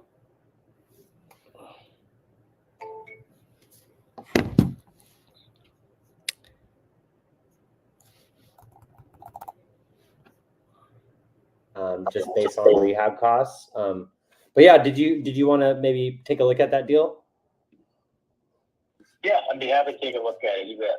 All right, cool. Yeah, we had some buyers walk it the other day, and they ended up not wanting to take it because they said it does need more work than the photos lead on. So I just wanted to see, what type of a investor are you, and what do you like to buy and flip? Well, I'll buy and flip almost anything. I do a lot. I mean, I do for this area it's quite a few, but I do about 30 a year. Mm-hmm. So we do anything from small remodels to $100,000 remodels. Oh, cool. So, but obviously the margin has to be there, otherwise I'm not going to bother. So I gotcha. Yeah, on this one, how far away are you? Because what I could do is reach out to the seller, get some times, so I could schedule a walkthrough with you and him. I just need some times that you're available so I can run it by him.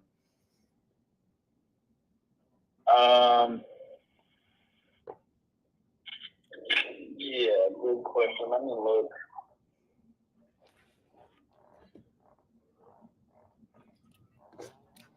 And have I sent you the address yet? I think. Let me see here. Yeah, I have the address. Yes. All right, perfect.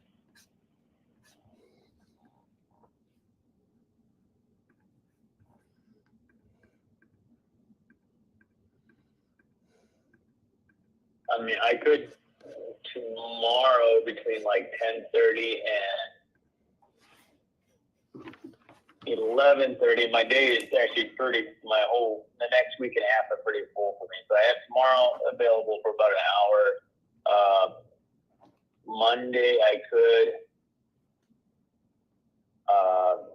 Monday's pretty open yet for me. Okay. Anytime between like 10 o'clock and 3 o'clock. Okay. And then Tuesday.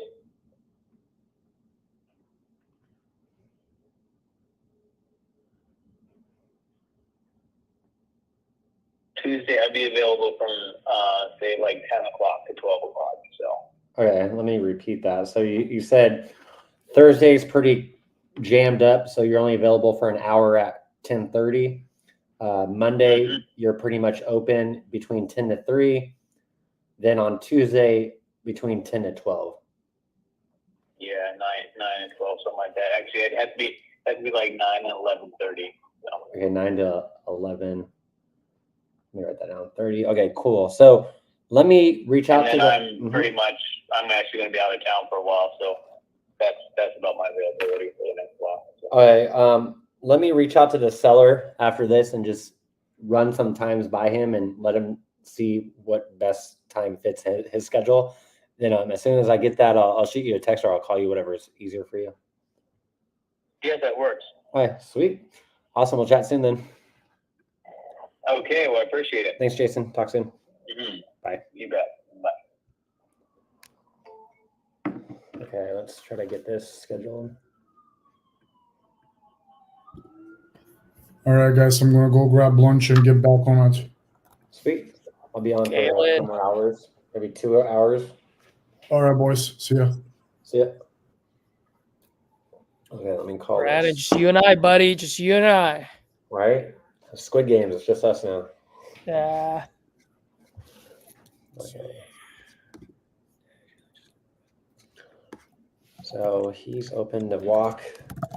I hate talking to buyers. I feel like I'm way better with sellers. With buyers, like you have to sell stuff. Yeah. You got like selling. I'm never a good salesperson. I just like to educate people. Like, you know. Yeah. I feel like I'm the worst salesperson because I just like to educate people. Well, nothing wrong with that. Thursday.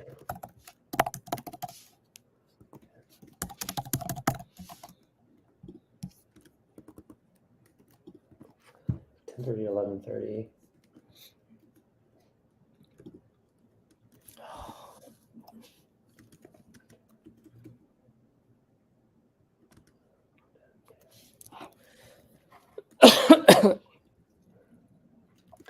Oh, did you figure out?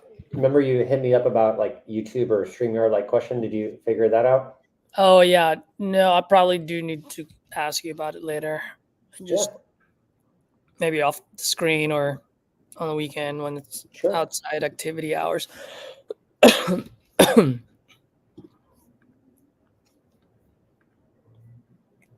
you're streaming to yours right now, I think, right? I am. All right, cool. That's cool. Yeah, the only thing is I'd rather I like editing off of StreamYard than iMovies. Maybe I just don't know how to work iMovies as much, but for me it's easier. Yeah, I think on the StreamYard it fills up the storage fast, so I don't really even care about the StreamYard. So I download it from YouTube.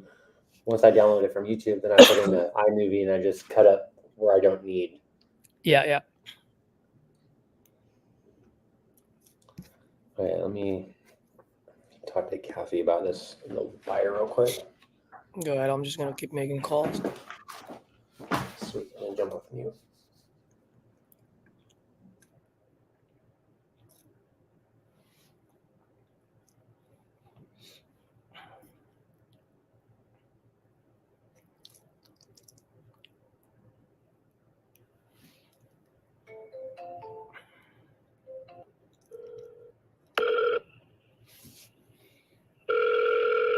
Answer the phone right now. Please leave it.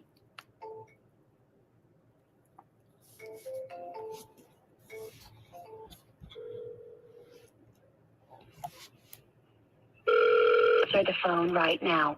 Please leave a message after the tone. Hi, Ashley. Good afternoon. Caesar here. Just checking to see if you're still looking to sell your property on Cortez Road.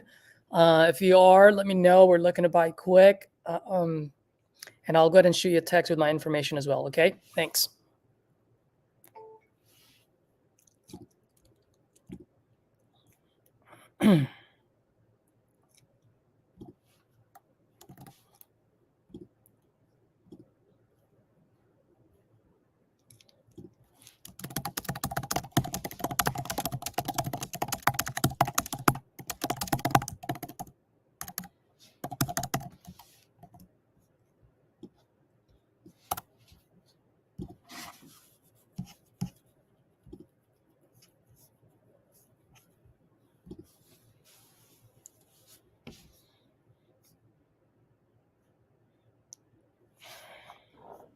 Hello? Hello?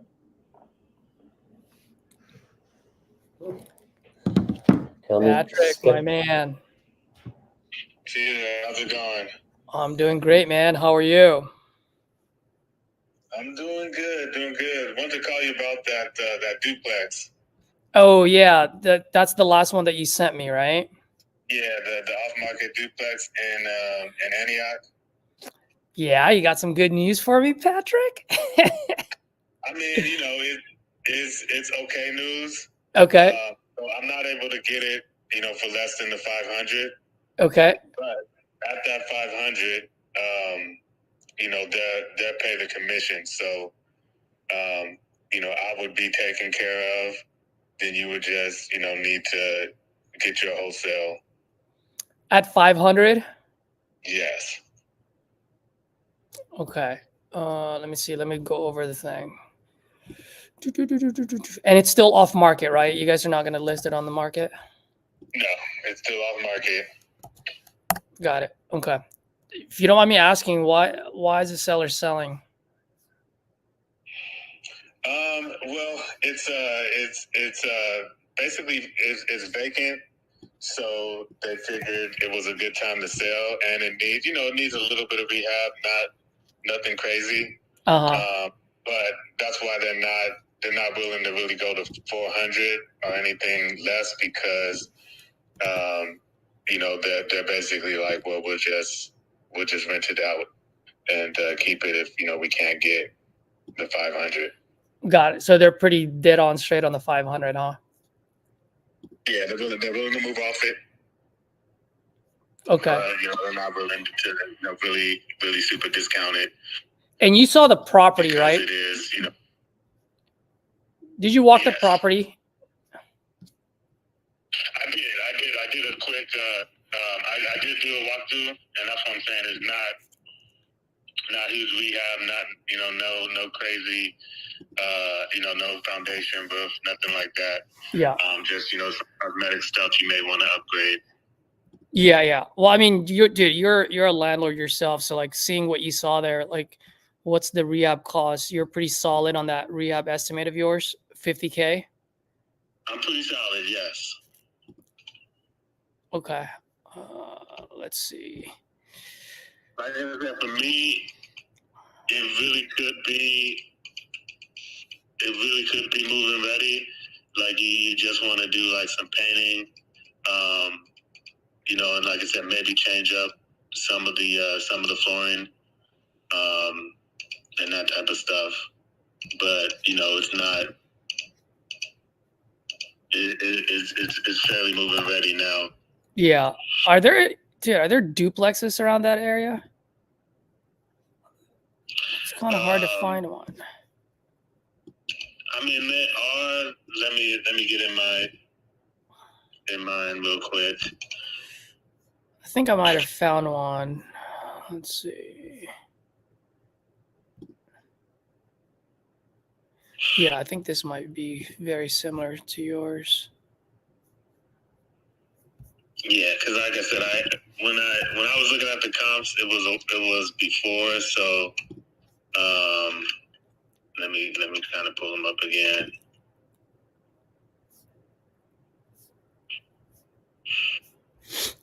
Okay, let me just look at how far this place is from this one.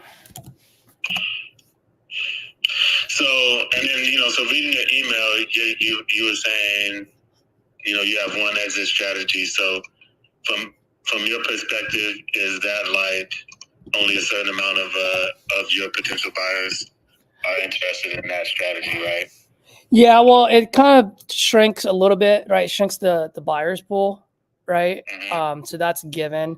But also, when it comes to that, it's just, I mean, you as an investor, if you have multiple exit strategy, you'll more likely to bite it and buy it, right? Because then it would make sense.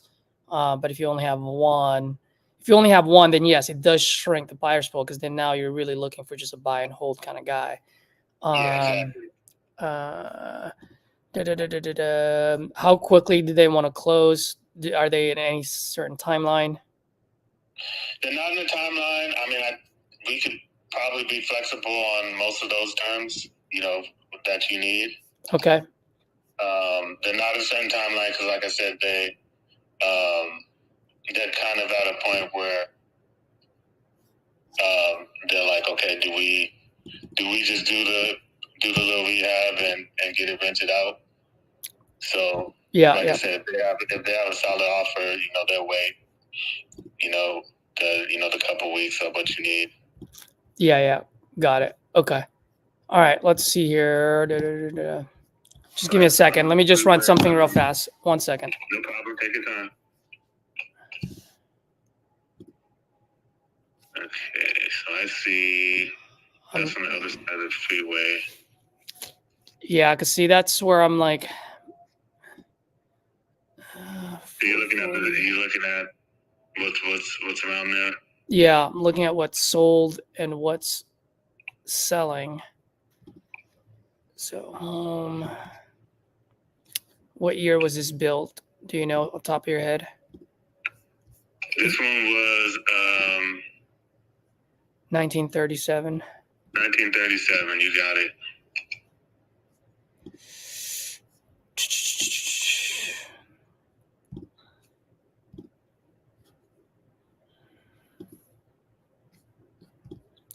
And it's 4-2. No, 6-2. It's 6-2, so it's 3 bedrooms each unit.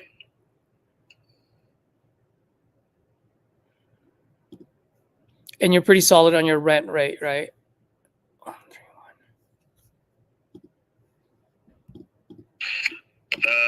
Yes, I'm pretty solid on the rent. What was my calculation there? That was.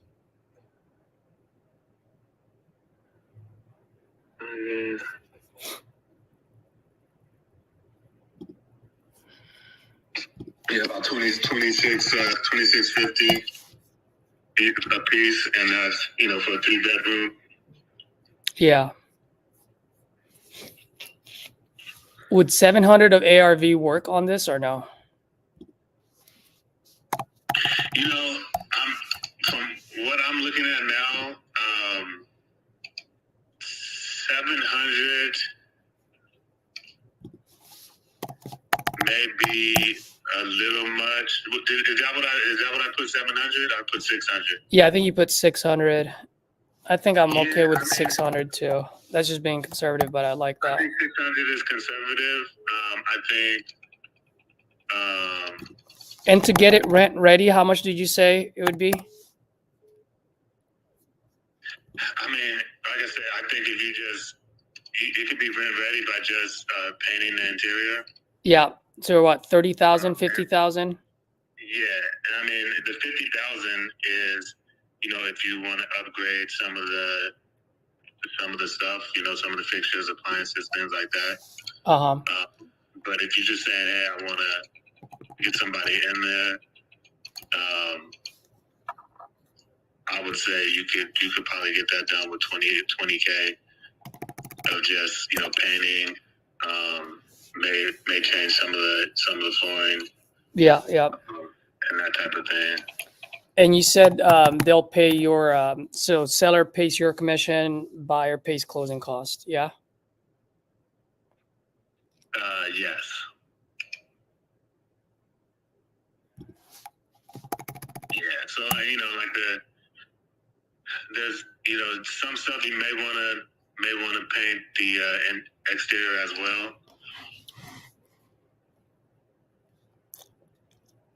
Yeah.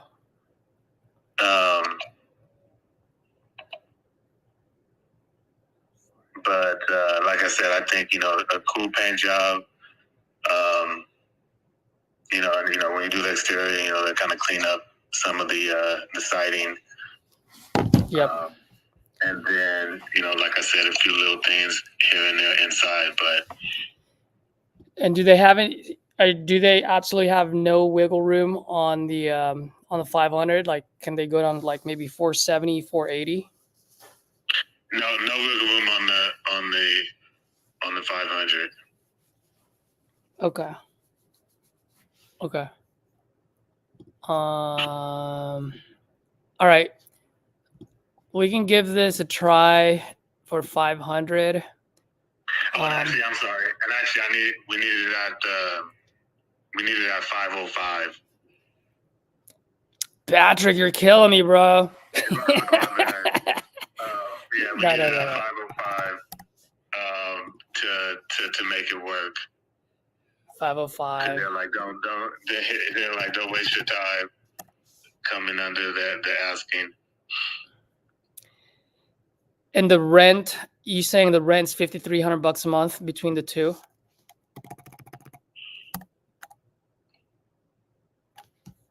Yes. Yes. And like I said, I mean, if it's worth giving it a try, Yeah, we can give it a try. Why don't we do a closing date on it on the 8th of October? Is that cool? Or the 4th? Actually, the 11th would be. What did you tell the sellers?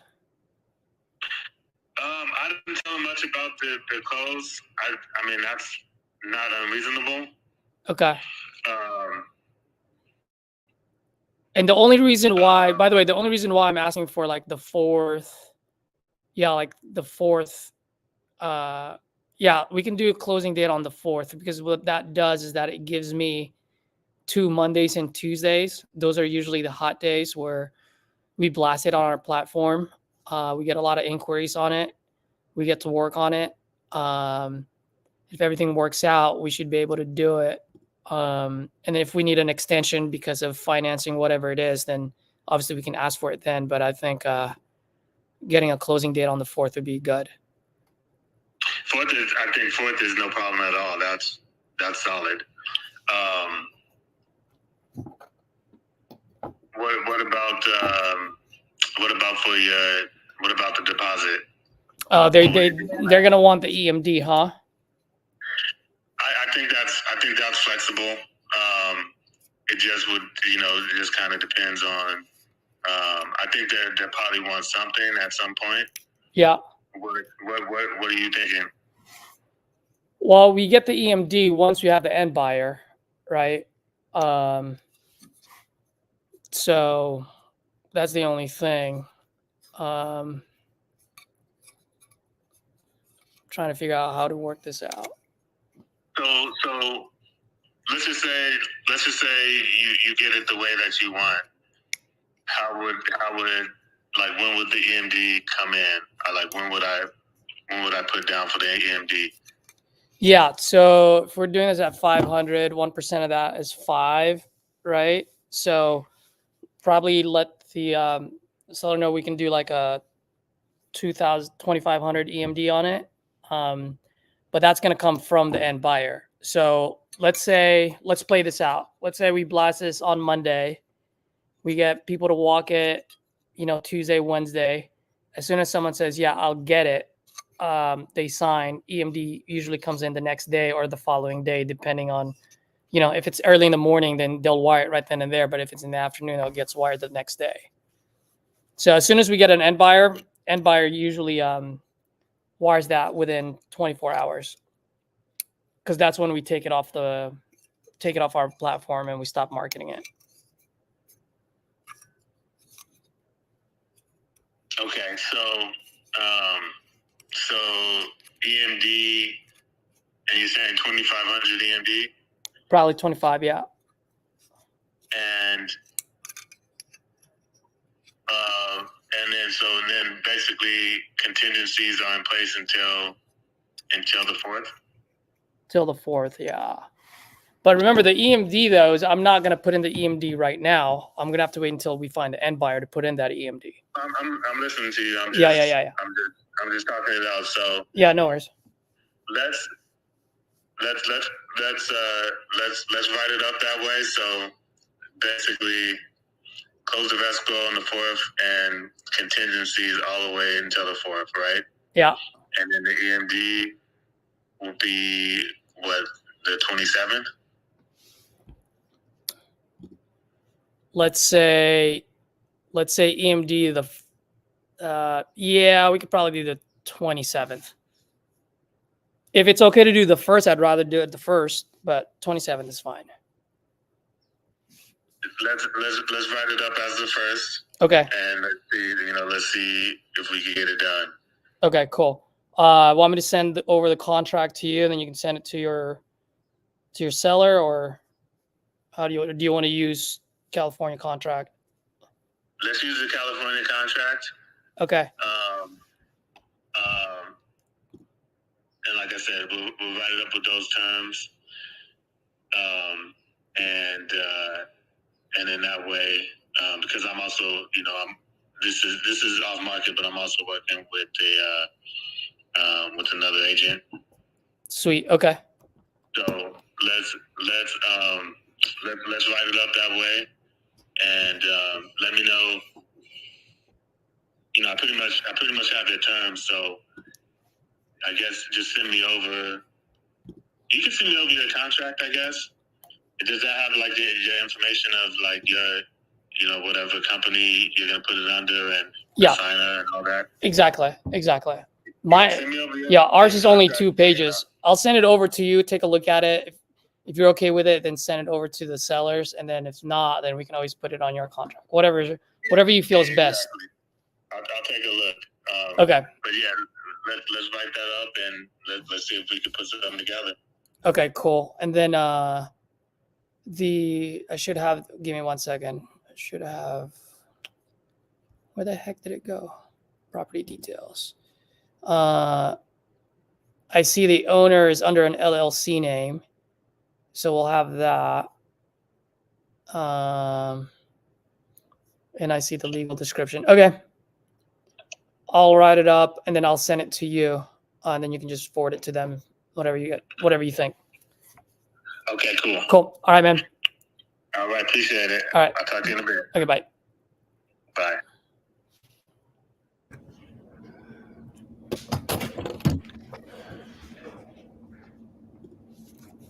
You guys, you ever worked the realtor before? Only on sub 2 deals, not really like cash deals. No, only sub 2 with the seller agents. Got it. Okay. This guy's actually pretty cool, man, because he owns several properties. He's also a broker. He's bought properties off of wholesalers before. He wants to do business with wholesalers. So he's open-minded. Like, I've shown him our calculator. I'm like, he sent me a few deals and I'm like, hey, here's the reason why it wouldn't work. So it's like, okay, that's great feedback. I didn't look at it that way, blah, blah, blah. So he's open-minded, willing to collab. You know what I mean? Nice. So that's what I like about it. So he's going to buy one of the deals you got? What was that? No, he found an off-market deal that he wants me to wholesale. Oh, I gotcha. Yeah. So that's why I was asking what price point it needs to be. I was like, dude, we need it at 400 so that it has multiple exit strategies. But if you lock it up at 500, we only have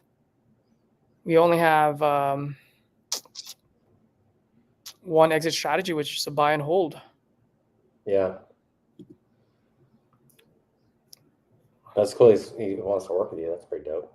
So I just got a new. Hey, we can share a screen, or we can share the. Let me ask you for your opinion, Brandon. Can I share my screen so I can go over the profit calculator with you? Would that be cool to like do that online? Yeah, go for it. You might want to block off the address real quick so no one snakes you. Oh yeah, no, it's not. No, I'm not going to show. It'll be on the present. Then I'll bring it to the stage.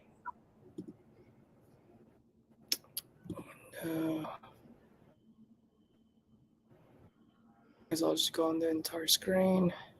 All right, am I sharing my screen now? Yeah, I had to add it. There we go. Let me make this bigger. All right, it's not on a mirrored loop, is it? No, you're fine. So what are your thoughts on this, man? So ARV 600. He says we can get it done because he's a landlord himself, so he knows, he walked it himself. There's like 20,000 you can do for the duplex to get it rent ready. So let's say 25, 505 with a wholesale fee of 15. Dude, it gives us a 0.95%. I mean, in California, that's pretty good. Wouldn't you agree? It's kind of blurry, but I see ARV at 600, closing costs $6,000, repairs 25, and contract price. Yeah, that's a little bit more clear. Yeah, yeah, that's better. Okay, cool. Oh yeah, that's way better. Yeah, that's good. So 600 ARV, contract price to sellers 505. So you got 600. So profit's higher than the rehab, so that's good. I never run them as buy and holds. Like I always forget to like change it up and do the 1%. It's just a bad habit. But because on a flip, it's not going to work, right? And that's why I wanted sorry, go ahead. So on your flip, you have higher repairs because you need to put more high-end stuff or just more stuff Yep. to flip it, right? But Yep, for a yep. buy and hold, the rehab doesn't have to go above and beyond. So the rehab cost is lower. Yep. Okay, I'm tracking now. So everything's relatively the same. It's just different rehab costs, then also different closing costs and holding costs. Yep. Okay. Let's see. Let me see what Kathy thinks too. She's a math whiz. Want to help see there real quick on just these numbers real quick? He has the sellers all the time. No, yeah, I was gonna call the new lead then. Hey, Hey, Kathy. Hey, what's up? What up? I was just asking Brandon, and I thought it would be pretty cool to have it live as well if people are watching. But so this duplex ARV 600, right? Mm-hmm. It's only a buy and hold play as I can see here because with a $25,000 rehab, we're looking at closing costs, holding costs, right? And so if you're looking at this, looking at the price to seller, I mean, it gives off a 0.95%. And in California, that's pretty darn good. Where in California? Bay Area. Yeah, that will sell for sure. Like it's in Bay Area, people buy no matter what. You know, for a 0.95%, I think that's pretty. I mean, obviously, it's not a flip unless we get it at 400. 400, you can, if it's at 400, you have multiple exit strategy, right? Because you can do flip, you can do buy and hold, you can even do a burr. But at 500, oops. Yeah, like it because it's in Bay Area and like there are just so many people looking for a house there. Oh, the tech people. Huh? Yeah, all the tech people, like the Asian people, like this will sell for sure, like no doubt. Like they're buying house with negative cash flow. Like they don't care, they just want to buy. Yeah. So more of a homestead buyer too. Yeah, like I bet if I post on like China, like social media, there's someone will buy it too. Like they have cash. They got cash money. Yeah. For 500. All right. I'm going to give it a shot. That's good. Yeah, because I always forget to run it as a rental and to do the one-on-one. I always forget. But usually it's only specific market that you can actually have good cash flow. Like California, it's really hard to have cash flow. Even all these major markets, it's hard to have cash flow. So we never really run rentals because our deals are mostly somewhat rural. But if we got a good deal, we run both exit strategies, right? Just depends. Like yeah. Situation because it's a duplex. It's just more desirable. For cash flow. That makes sense. Yeah. That's pretty cool. So I got a new lead from Property Leads. I'll probably call him real quick. Do it. Let's go. Then Don had a question. How do you get the updated profit calculator? If you're in titanium, I think I got mine from Tyler. But there's an updated one? I think in the past few months, there's an updated one. Oh, yeah. It's the one that I have. Mm-hmm. Let's call this seller. Let me put my headphones back in. Okay, let's do this. I think this one's a duplex. Yes, that's why I was going to say you can run it as rental too. The duplex that I'm doing right now? Okay. So rental comps or rental and calculator. Okay. Okay, let's call this guy Benjamin.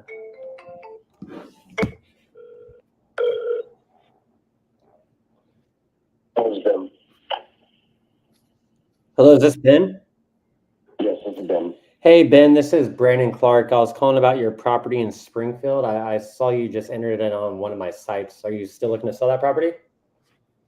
Potentially, if I get the right price. Yeah, awesome. How much are you looking to get for the property? Well, that depends. Is the closing cost involved? No, I buy cash as is. So, we cover all the closing costs. There's no agent commissions. So, yeah. Yeah, I'd need to get 300 from it. 300, okay. And I was looking this one up. So this one's a multifamily, right? That's right. Okay. So multi. Okay. Tell me a little bit what you got going on. Well, I went and plan on selling it, but I've been getting phone calls, so I had to come up with a number. Of course, there's always a number. So if I have to pay closing costs, $325, not $300. Owned it for 8 years now, I guess. And I'd like to get into use the equity as a down payment for more units. All right. So you're just looking to sell it and roll that money over to something bigger? Yeah, 1031. I gotcha. Is it fully occupied with renters right now? It is. How much are they paying on each side? So one side, the 3-bedroom, is 1045, and the other one is the 2-bedroom is 1165, but that includes utilities. Okay, and it includes what you said? It includes utilities. Utilities. Okay. 1165 includes utilities because I have solar panels on the top. Oh, I got you. Yeah, I saw that on the street view. So the one unit's a 3-bedroom. How many baths? I think they're both 2 baths. Yeah, and I'm not sure. I think it's both 2 full baths. Okay. Although we could look into that more if you needed to know that. Yeah, of course. And they're both 3 bedrooms, or just one of them? One is 3-bedroom, the other's 2-bedroom, and I know they're both a little under market. I told them that the rent's going up next summer. Yeah, so the under market rent. So the one, if I had to guess, I'd say that for each probably 150 under, but I don't know that for sure. okay, that makes sense. So one unit, the 3-bedroom, you're getting about 1045. The 2-bedroom with the solar panels, you're getting 1165. Yeah, that's right. Right, cool. How's the condition of the property? Like, if I bought this, would I have to repair anything, or the renters pretty good at keeping the property, well maintained? To my knowledge, there's nothing that's wrong with it. I put a new AC unit on it about a year ago, and a new door. I know if one of the renters, actually both of them moved out, they probably have to replace the carpet. Okay. The one on the 2 side has been there for like COVID. So she's been there like 5 or 6 years. The other one, the 3-bedroom set, has been there about 3 years now. They're both on month to month. So if the rent did have to go up because of the sale, there's no lease. So the 3 bedrooms month to month, and the 2-bedroom, how long is that lease? I think they're both. I know the 2-bedrooms month to month. The 3-bedroom, I might have had to sign a new lease for some state funding that she got. So that might be sitting out there. If it was, it would be up next summer. Are they good tenants? Like, if I bought this, would they, I kept them in there? Yeah, the 2-bedroom is rock solid. She always stays right on time. Okay. The 3-bedroom side, she's behind right now. She missed a payment in May, but she's been catching that up. Gotcha. I mean, I don't have to do much with it on getting the money. Although I do have to occasionally ask the 3-bedroom side, hey, we need stuff caught up, but she is doing it. Okay. I think if the rent goes up, she's going to have a hard time though. I gotcha. So you're just trying to sell this property because you've owned it for 8 years, and you want to downsize or sell it in 1031 your money to somewhere else? Yeah, well, I'm in the process of selling my other property right now. Okay. And if I can get 300 out of this, I'll have enough equity to build a fourplex, which is kind of the end goal. Mm-hmm. Yeah, because I'm just looking at this right now. I'm thinking, how'd you come up with that 300 price? Because I think it's probably worth 270, 280. Okay. Yeah, I'm just thinking this might be a better route with an agent on market. I'm just trying to, let you know ahead of time. How much do you need to sell right away, or you got plenty of runway? Yeah.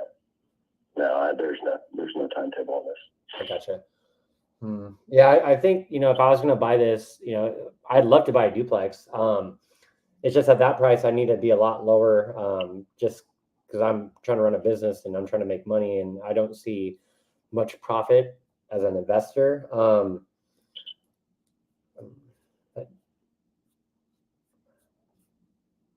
No, I get it.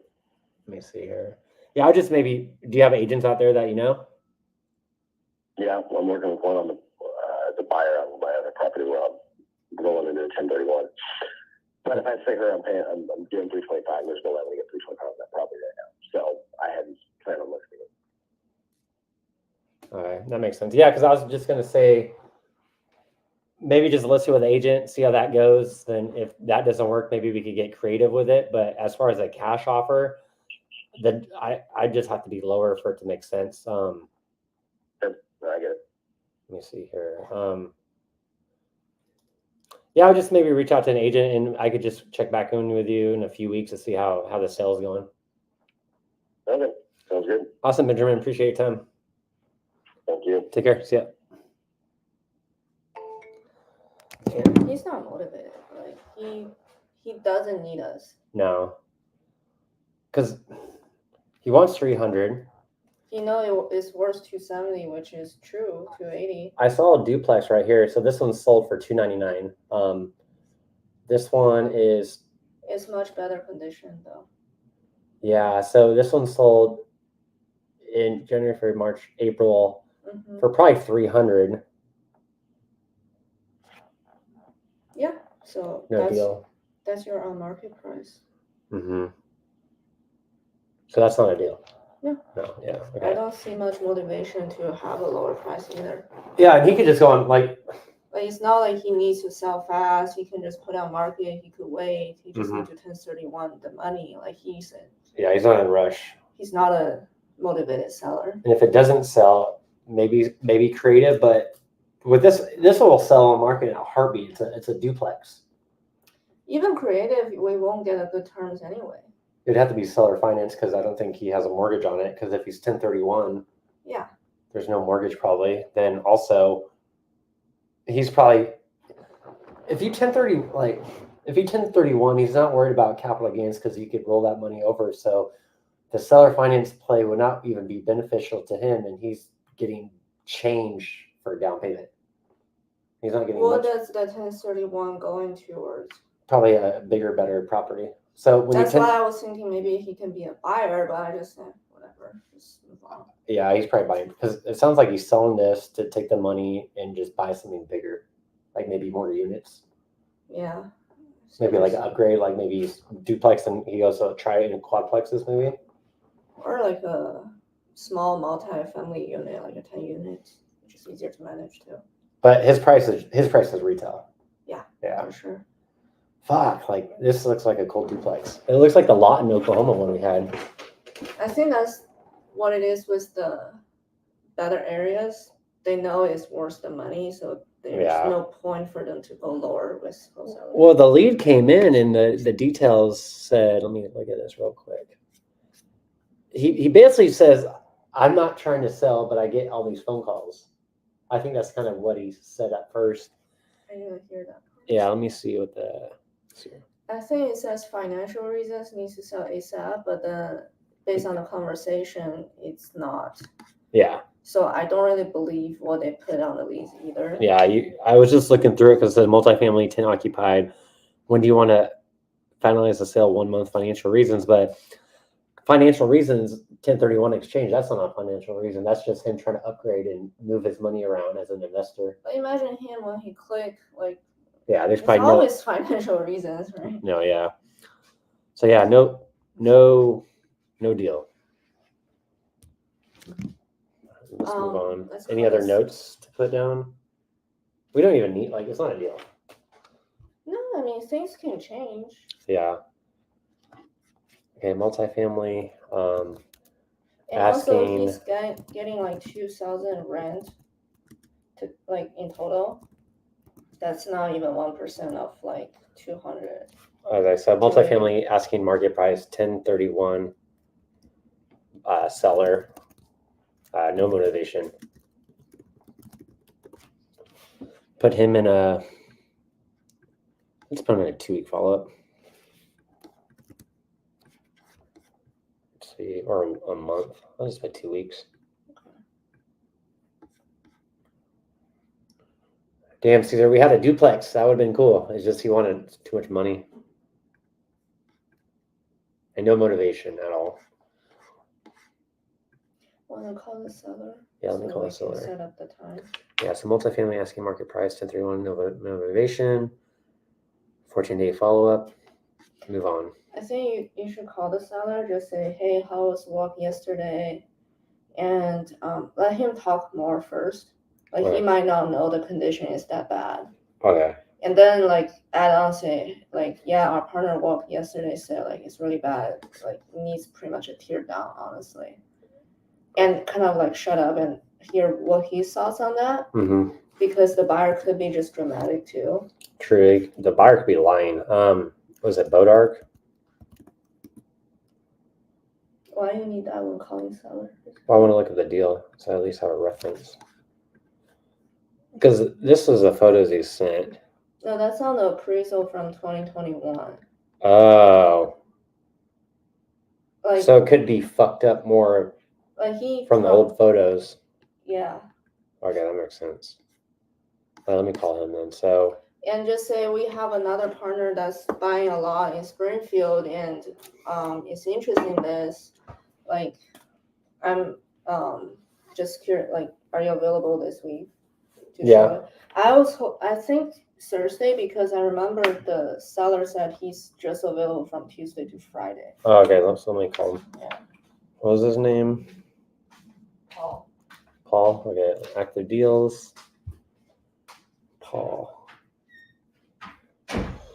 Okay, let's call the seller.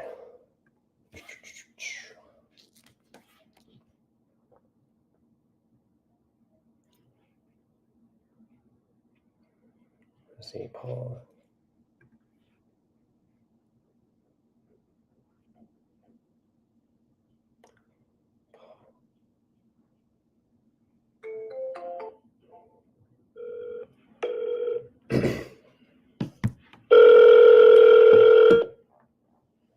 Hello? Hey, Paul, it's Brandon Clark. How you doing? Doing all right, Brandon. How about yourself? Doing good. Just trying to do a lot of follow-up tasks and, just it's just work. But so far, so good. I wanted to talk about the walkthrough yesterday. How did everything go? I think it went well. No, the guys didn't really have much questions. I showed them around, told them everything I knew. I sort of force-fed them information. Mm-hmm. Awesome. Yeah, we debriefed today. So they buy a lot in that area, and they were really excited to see the property. But they said when they saw the property, they said that it needs a lot more work. Yeah, I kind of expected that. Yeah. When's the last time you've been into that unit? Besides yesterday, a week or so before. Okay. Yeah, because at first they were like gung-ho, they were excited, and they said that the condition was not what they thought. So they have to calculate more on the rehab costs. But I have another partner that's buying about 30 units in that area. And they're definitely interested, and they have some days tomorrow, Monday, and Tuesday. And I wanted to get your schedule to see, if you're available on those days to show it. Because I have another partner that's interested in as well. Okay. Do you know about the price range he's working with? Same price range. His name is Jason, and I just got off the phone with him. I said, hey, we had another partner walk the property. They're super interested, but the condition was a little bit more rehab costs than they expected. So I just passed on the information, and he's like, yeah, that's fine. Like, I buy a lot in that area. I do a lot of fix and flips. I definitely still want to check it out, but I led with, hey, this property needs a lot more work than we calculated. And he seemed like good to go on that. So he said he's free Thursday from 10:30 to 11:30. Then Monday, he's pretty much open from 10 to 3. Then Tuesday, 9 to 11:30. I remember you said something about going out of town, so I wanted to get you on the phone as soon as possible. Did he have any availability on Friday? I could call back and ask him, but I asked for any days he's available, and he just said Thursday from 10:30 to 11:30, Monday 10 to 3, or Tuesday from 9 to 11:30. Those are kind of his windows. And he's kind of like booked up for like 3 weeks, he said. Well, let's go with Monday because I am completely open Monday. Monday's good. Okay. What time is best? Yep. If like more in the morning time around 10 or more in the evening time around like before that 3 o'clock? Whatever works best for him. You know, I wake up early every day anyways, so Okay. I'm up at 5 o'clock every day. So Okay. Does that give you enough Anyway, runway to talk to the tenant and make sure they're good to go? yeah, I'll send him a message right after this call. Okay. You know, that gives him a good 5-day notice. So Awesome. Cool. So I'll reach out to Jason and say Monday 10 to 3 works. And once I get a confirmed time from him, I'll just shoot you a quick text, say, hey, we're good to go at 10 or 10:30 or whatever once I hear from him. yeah, let's shoot for 10. Okay. But you know, I'm completely open Monday, so I can go either way. Yeah. Okay. That's good. Yeah. Because I was excited for that partner to walk the property because at first they sounded super stoked and they just said the rehab cost is more than what they anticipated and the numbers really didn't work out. So I'm hoping this Jason guy, because he does a lot of deals out there, you know, he won't really bat an eye at it. So, you know, hopefully we'll get some good feedback from him on Monday's walkthrough and just see where we're at. I just wanted to keep you in the loop every step of the way. Hey, I appreciate it. You know, I understand you don't want to, I guess, proceed with the house, but I appreciate you at least putting me out to other people that might want to. Yeah, that's typically what I do. Usually we'll see if the numbers work for us. Then if not, you know, we always work with like local investors. So we always reach out to them like, hey, you know, we walked this property. The numbers didn't work out for us, but maybe it might work out for you, Mrs. or Mrs. You know, buyer. And yeah, that's typically what a lot of people reach out to me, seeing if I have any deals in their local market. So Jason seems like a guy doing a lot of fix and flips in that area. So he's definitely interested. So I'll get on the phone with him again and we'll shoot for that 10 o'clock and I'll let you know once I get confirmation from Jason. All right. Sounds great. Awesome, Paul. Yeah, if anything pops up, let me know. Feel free to shoot me a text, but I'll let you know once I get confirmation from him. Okay. Awesome. Thanks, Paul. Appreciate your time. We'll talk soon. Yep. Bye. See ya. I pulled the local partner that you do, Caesar. Oh, you're on mute. No, I got on another call, so I wasn't listening. So what happened? So this is a guy that has a deal in Bodark, Missouri. Marine guy, super chill guy. I said, hey, I got a partner that wants to walk it Tuesday, which was yesterday. So we had the whole weekend. He's like, oh, cool. Sounds good. You know, if anything changes, feel free to give him my number, blah, blah, blah. They walked the property. They ghosted me. So that's kind of what I was ranting at the beginning of the live. Like, you know, buyers sometimes ghost you after doing a walkthrough. And that's kind of what he did. Then he finally got back to me and said, hey, it needs a lot more work. I was like, shit, right? Yeah. So this Jason guy buys a lot of deals in that area. So he wants to walk it after I said, hey, we already had a walkthrough. It needs a lot more work than we thought. And they still want to walk it. So do you kind of do that too? Like if you have one walkthrough, the rehab is a little bit more intrusive or like more higher than what you anticipated. Do you carry on that info to the next buyer? Like, hey, we had a walkthrough. It costs more rehab than we thought. Just let you know, because you don't want to waste their time. Or what do you? No, no, because well, I mean, I can be wrong on this. I'm pretty new, like everyone else, but for me, it always goes back to what I always tell people: never put your wallet in their pocket. Right? Really key for them. One buyer might want countertop, like granite countertops on there, while the other buyer might not. Oh, okay. So their rehab cost might be different from the other guy. So for me, I'm gonna keep that in my tool bag, so to speak. Right? I'll just tell the buyer, hey man, buyer walked it yesterday. We have another one tomorrow. We'll want to squeeze you in and see. Like, I'd rather get them excited about walking the property and then have them give me all the feedback. because I'd rather get all the information independent of each other. Mm-hmm. Right? Because think about it. Like if you're the buyer and I tell you, hey, dude, the other guy said it's going to cost 50, you're going to walk in there with a notion that, hey, this thing's going to cost me 50. And then you're going to start nitpicking and go, and then you're going to come back to me and go, hey, Caesar, actually that 50, man, it's 75 now. Mm-hmm. You're kind of like moving the needle for them. That's right. Yeah. So why move it? If anything, it'd be like, bro, I got 3 buyers walked it yesterday. I got 2 more tomorrow. I want to squeeze you in. I think this is a hot deal. Would love for you to walk in and get some feedback from you. Makes sense. You kind of got to be like a club promoter. You'll be like a club promoter. Yeah. I'm like so bad at that too. Like I don't know. Just some people could do it. And just like for me, like it's hard for me to like. Yeah. It's hard. Like I think certain people are really good at it, and just certain people like me just are shit at it. No, I mean we're all learning. But yeah, I wouldn't tell them what the other guys say. All right, let me give him a call real quick. His name is Jason. Sweet. Yeah. Once you do that, I'll make a call right after. Sweet. Have a call with the seller. Nice. Let me call him real quick. His name was Jason.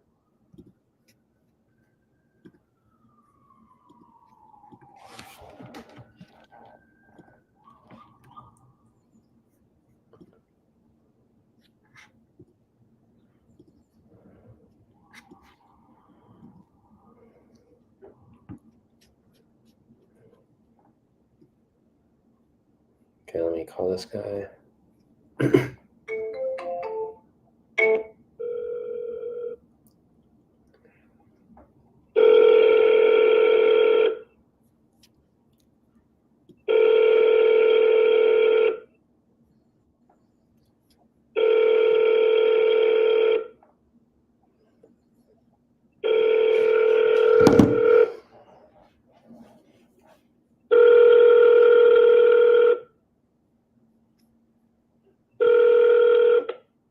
Hello, this is Jason.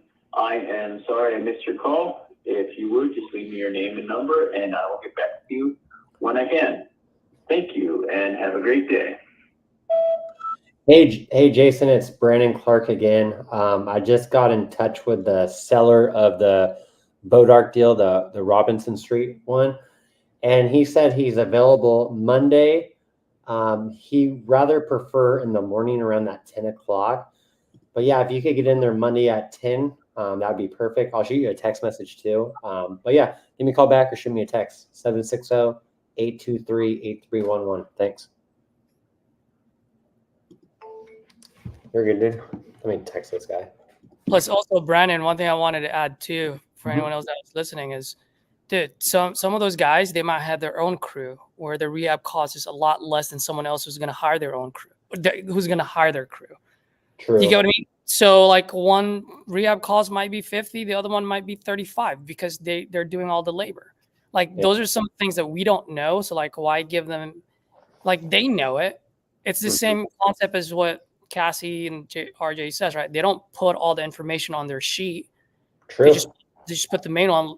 You guys decide. That's your job. You decide what you just give me the feedbacks, and that way I can maneuver the way that I need to maneuver to get the deal across the finish line.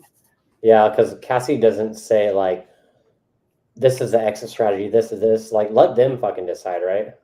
Exactly. Exactly. But I talked to the seller. He said Monday is best around 10. Yeah. So I called him, left a message. I'll shoot him a text. But yeah, Caesar, you're good to go if you got a call. Yeah, let me call this lady. So, Surf in 30 minutes. surf where? Totally. With who? Your friend? My friend. Yeah. Sweet. Yeah, let's do that. Let me. You want to text the buyer? Yeah, I'll text him right now. So you said leave in 30 minutes.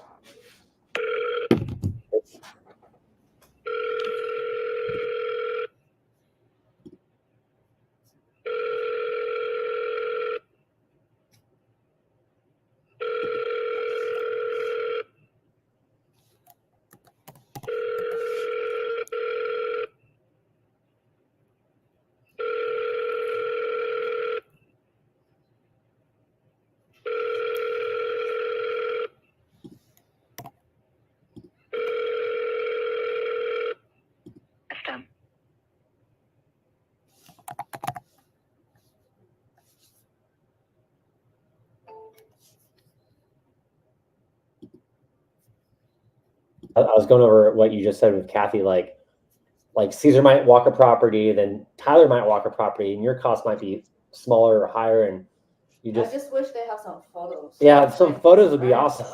Doesn't matter what they think in their mind, just show me the. Yeah, show me the goddamn photos. So, you guys don't have pictures yet? We have the appraisal pictures from a few years ago from the seller, which is very helpful.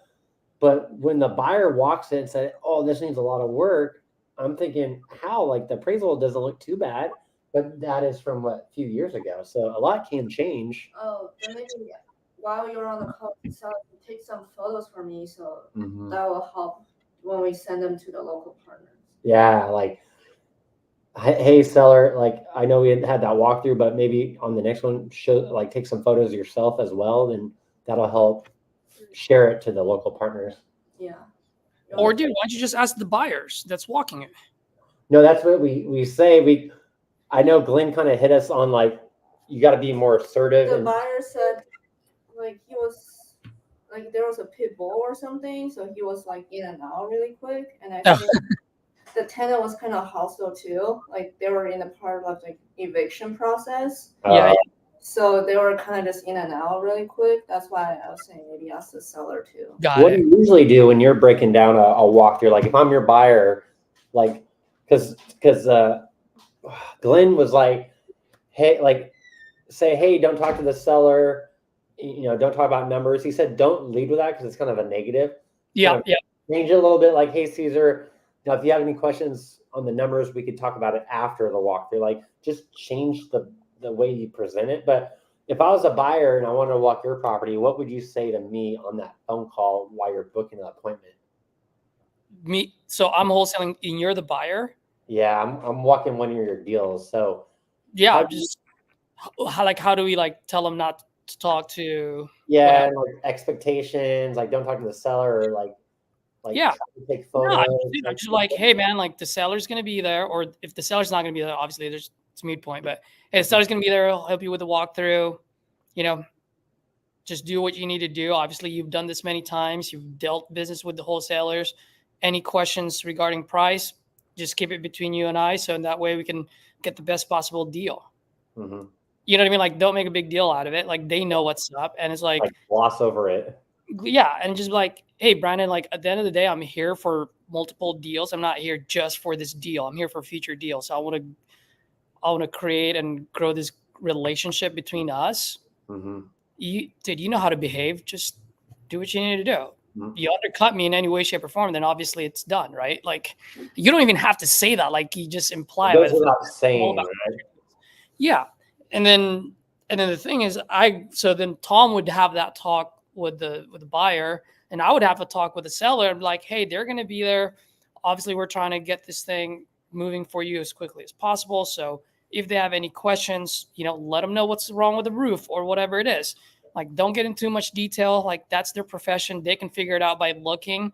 Like, you don't have to say, hey, in that corner, in this little spot, there's this and that and that, right? Mm-hmm. But if they ask, just let them know what the situation is.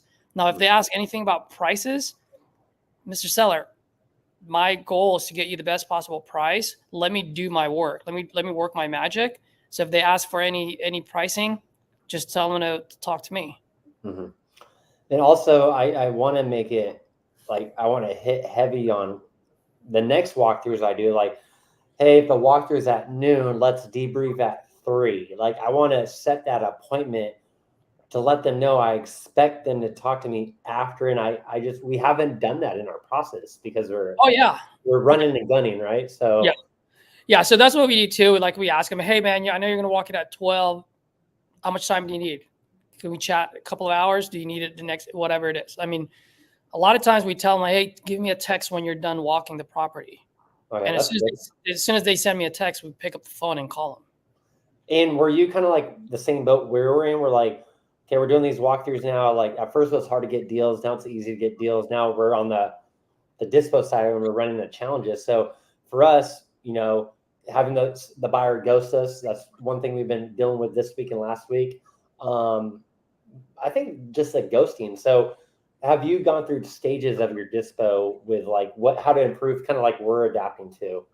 Oh, absolutely, man. Like anything. I mean, we're still working on it, by the way. It's not like we're dispoing deals left and right, But yeah, that was exactly what you just explained. That was the biggest thing when I was talking to Austin and my partners is like, hey guys, we're doing all these walkthroughs, but is there an appointment set when we talk about what the heck happened in the walkthrough?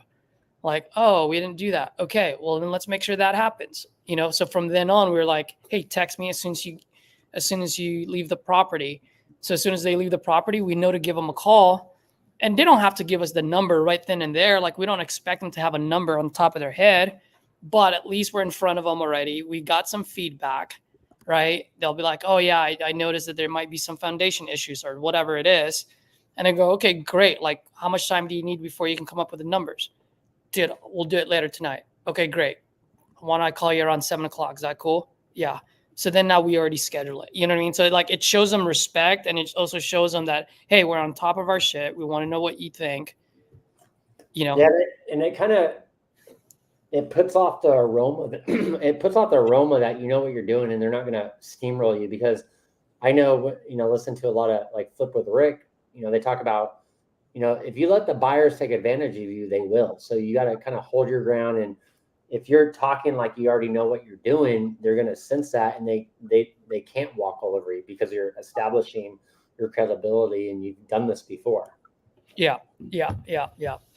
So that's all. I mean, it's the same principle. Keep it simple. Just show that you know what you're doing, and always like move it to the next step, right? It's like you're closing every single step. So they walk the walkthrough. What's the next step? Well, close them on an appointment to talk about the walkthrough. Mm-hmm. No, I think it's like little things you like. I got some stuff from you, some stuff from Glenn, and you build and get better. Yeah. I get a lot from you guys too, Just different styles, and it's fun. Hey, Renee, how are you? I'm doing pretty good. How you doing? I'm doing great. By the way, did I pronounce your name correctly? Because this spelling on my screen is like L-R-E-E-N-E. So I was like, just wanted to make sure I'm not butchering it. Yes, sir. You good? All right, wonderful. So it looks like you're looking to sell your property out in Toledo on Elm Street. Yes. Great. How much are you looking to get for it? Between 30 and 35,000. Between 30 and 35, huh? Yep.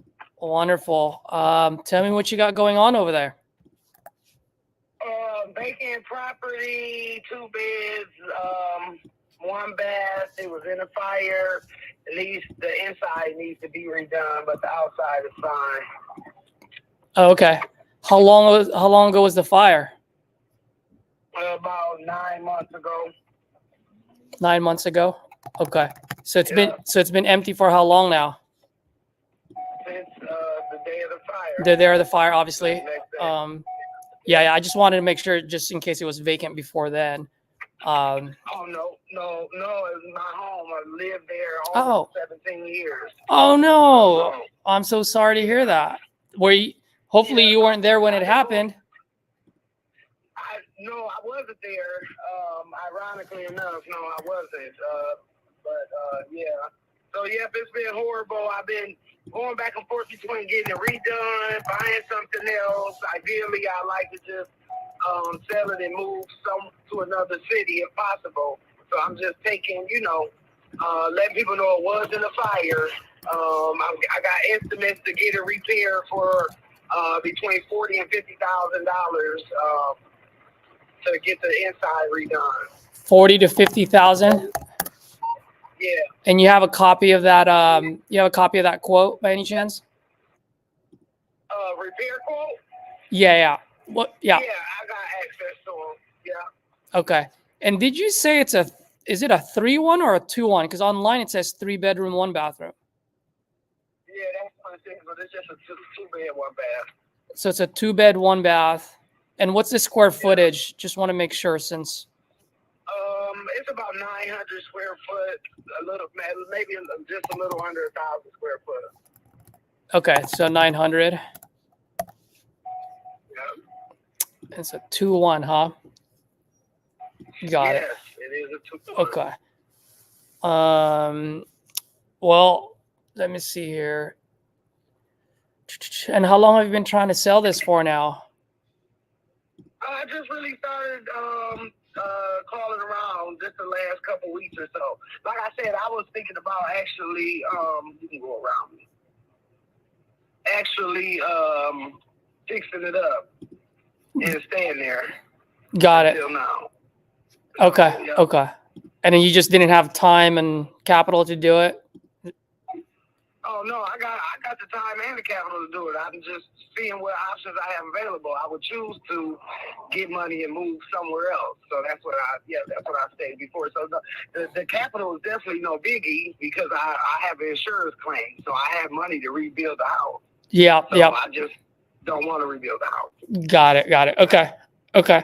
Well, let me ask you, if we were to buy this property, and we do buy a lot of properties out in Toledo, if we were to fix this up, get it modernized so that we can put it on the market, I mean, what's the maximum you think we can get that property for or sell it for?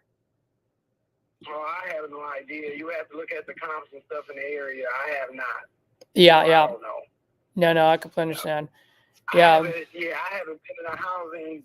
I've been living there for 17 years, so I haven't bought or sold since that long. So I don't know. Only thing I do know is that interest rates are super high right now. That's what I do know Yeah, they are. for purchasing.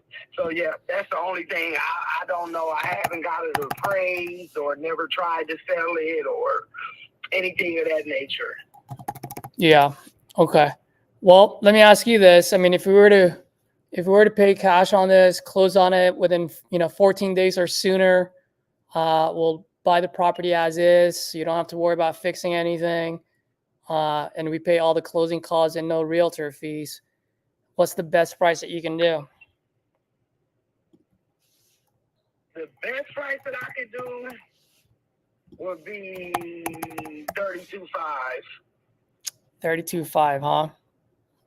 Yeah, we got a whole nother garage and a half that's attached. That's fine. The yard is fine. Yeah, ultimately, I mean, yes, but I would entertain something else. But yeah, that would really make it worth my while without doing a whole bunch of negotiation. Yeah.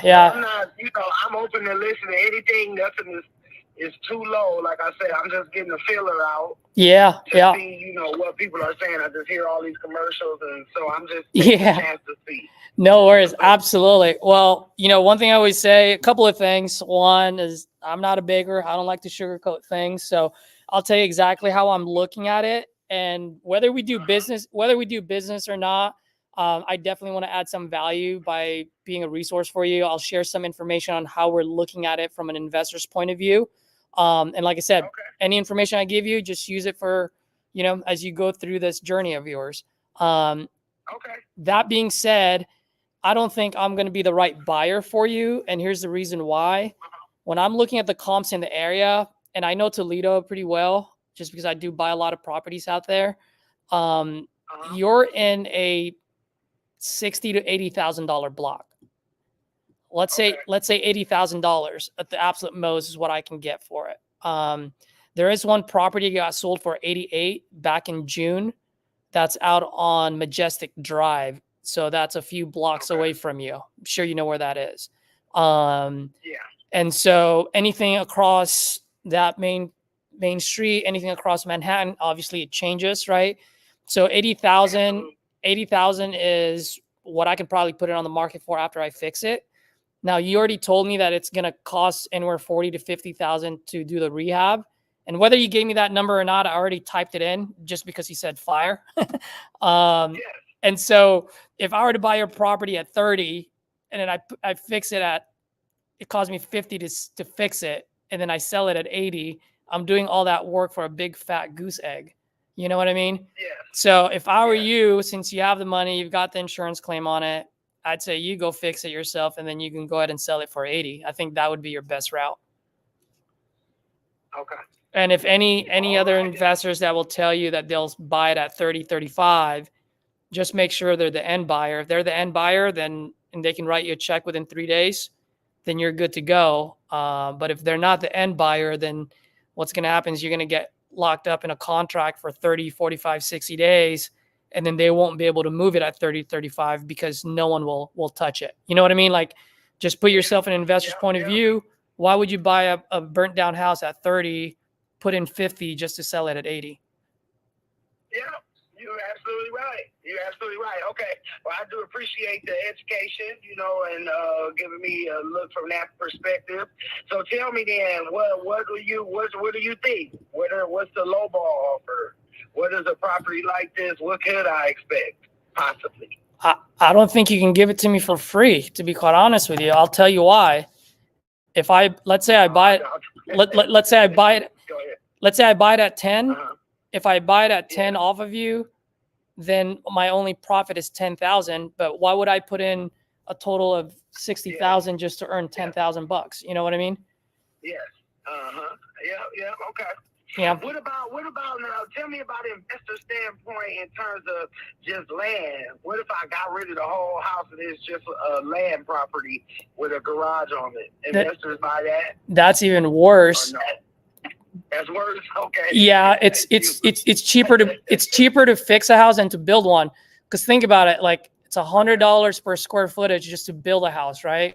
You said your house is under 1,000 square feet, so let's just say $1,000. Yeah. It's going to cost me $100,000 to build a house in an $80,000 block. So why would I put $100,000 just to sell 80,000? Yeah. Okay. Yeah. Makes sense. Yep. Okay. So one thing for sure, if I were you, since you have that cash from the insurance, I would just go ahead and fix it, and then you flip it yourself and put it on the market. And then when you're ready to buy other properties, or maybe if you have other properties you're looking to sell, or maybe one of your friends that's in a distressed situation, or maybe it's a house that's not in a great shape and needs the money, please keep my information on your contact list. Just put Caesar cash buyer and give me a call. And any referrals you give me, if we close on it, I'll give it up to $1,000 for a referral fee. All right. Okay, Caesar, I definitely save it. Caesar cash buyer, got it. You got Thank it. you so much. Yeah, you can put it as cash 14 because we close in 14 days. Okay, sounds good. Thank you. All right, Renee, have a good one. You too. Bye. Yeah, it's hard. These calls were like, they need so much work, and yeah, even if they give you the property, it's just hard, right? Yeah, I know. I was like, you can't even give it to me for free. Yeah.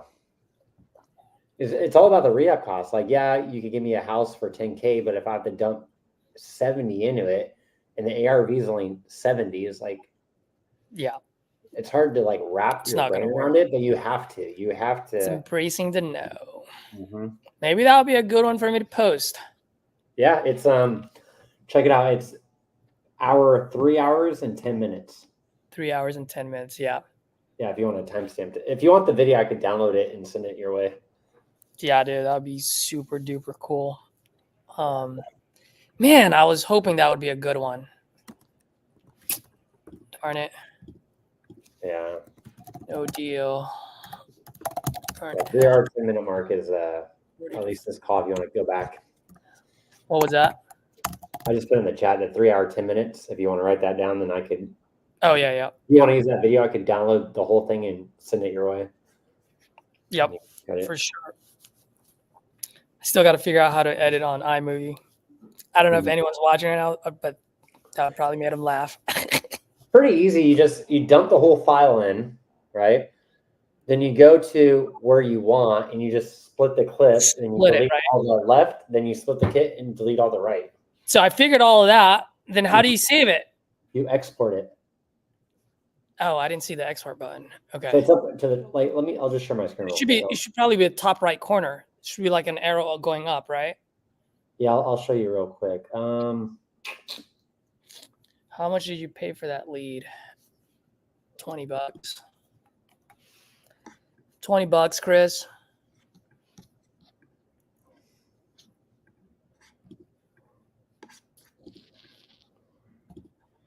Let me try to share my screen. Present. Where's iMovie?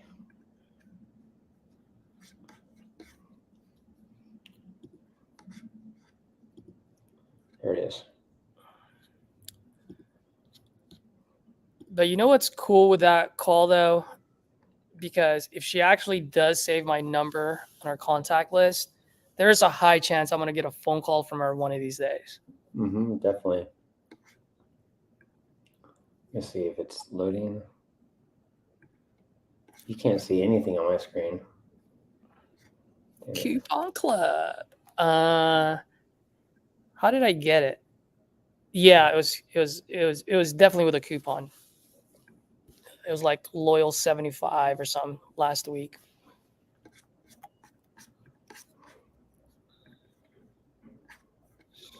Actually, that one it was off that package, the $5.99 package, so $25.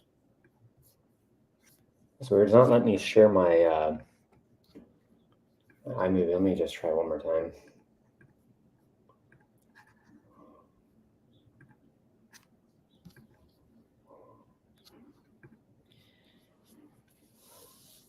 Chris, I love your name, by the way.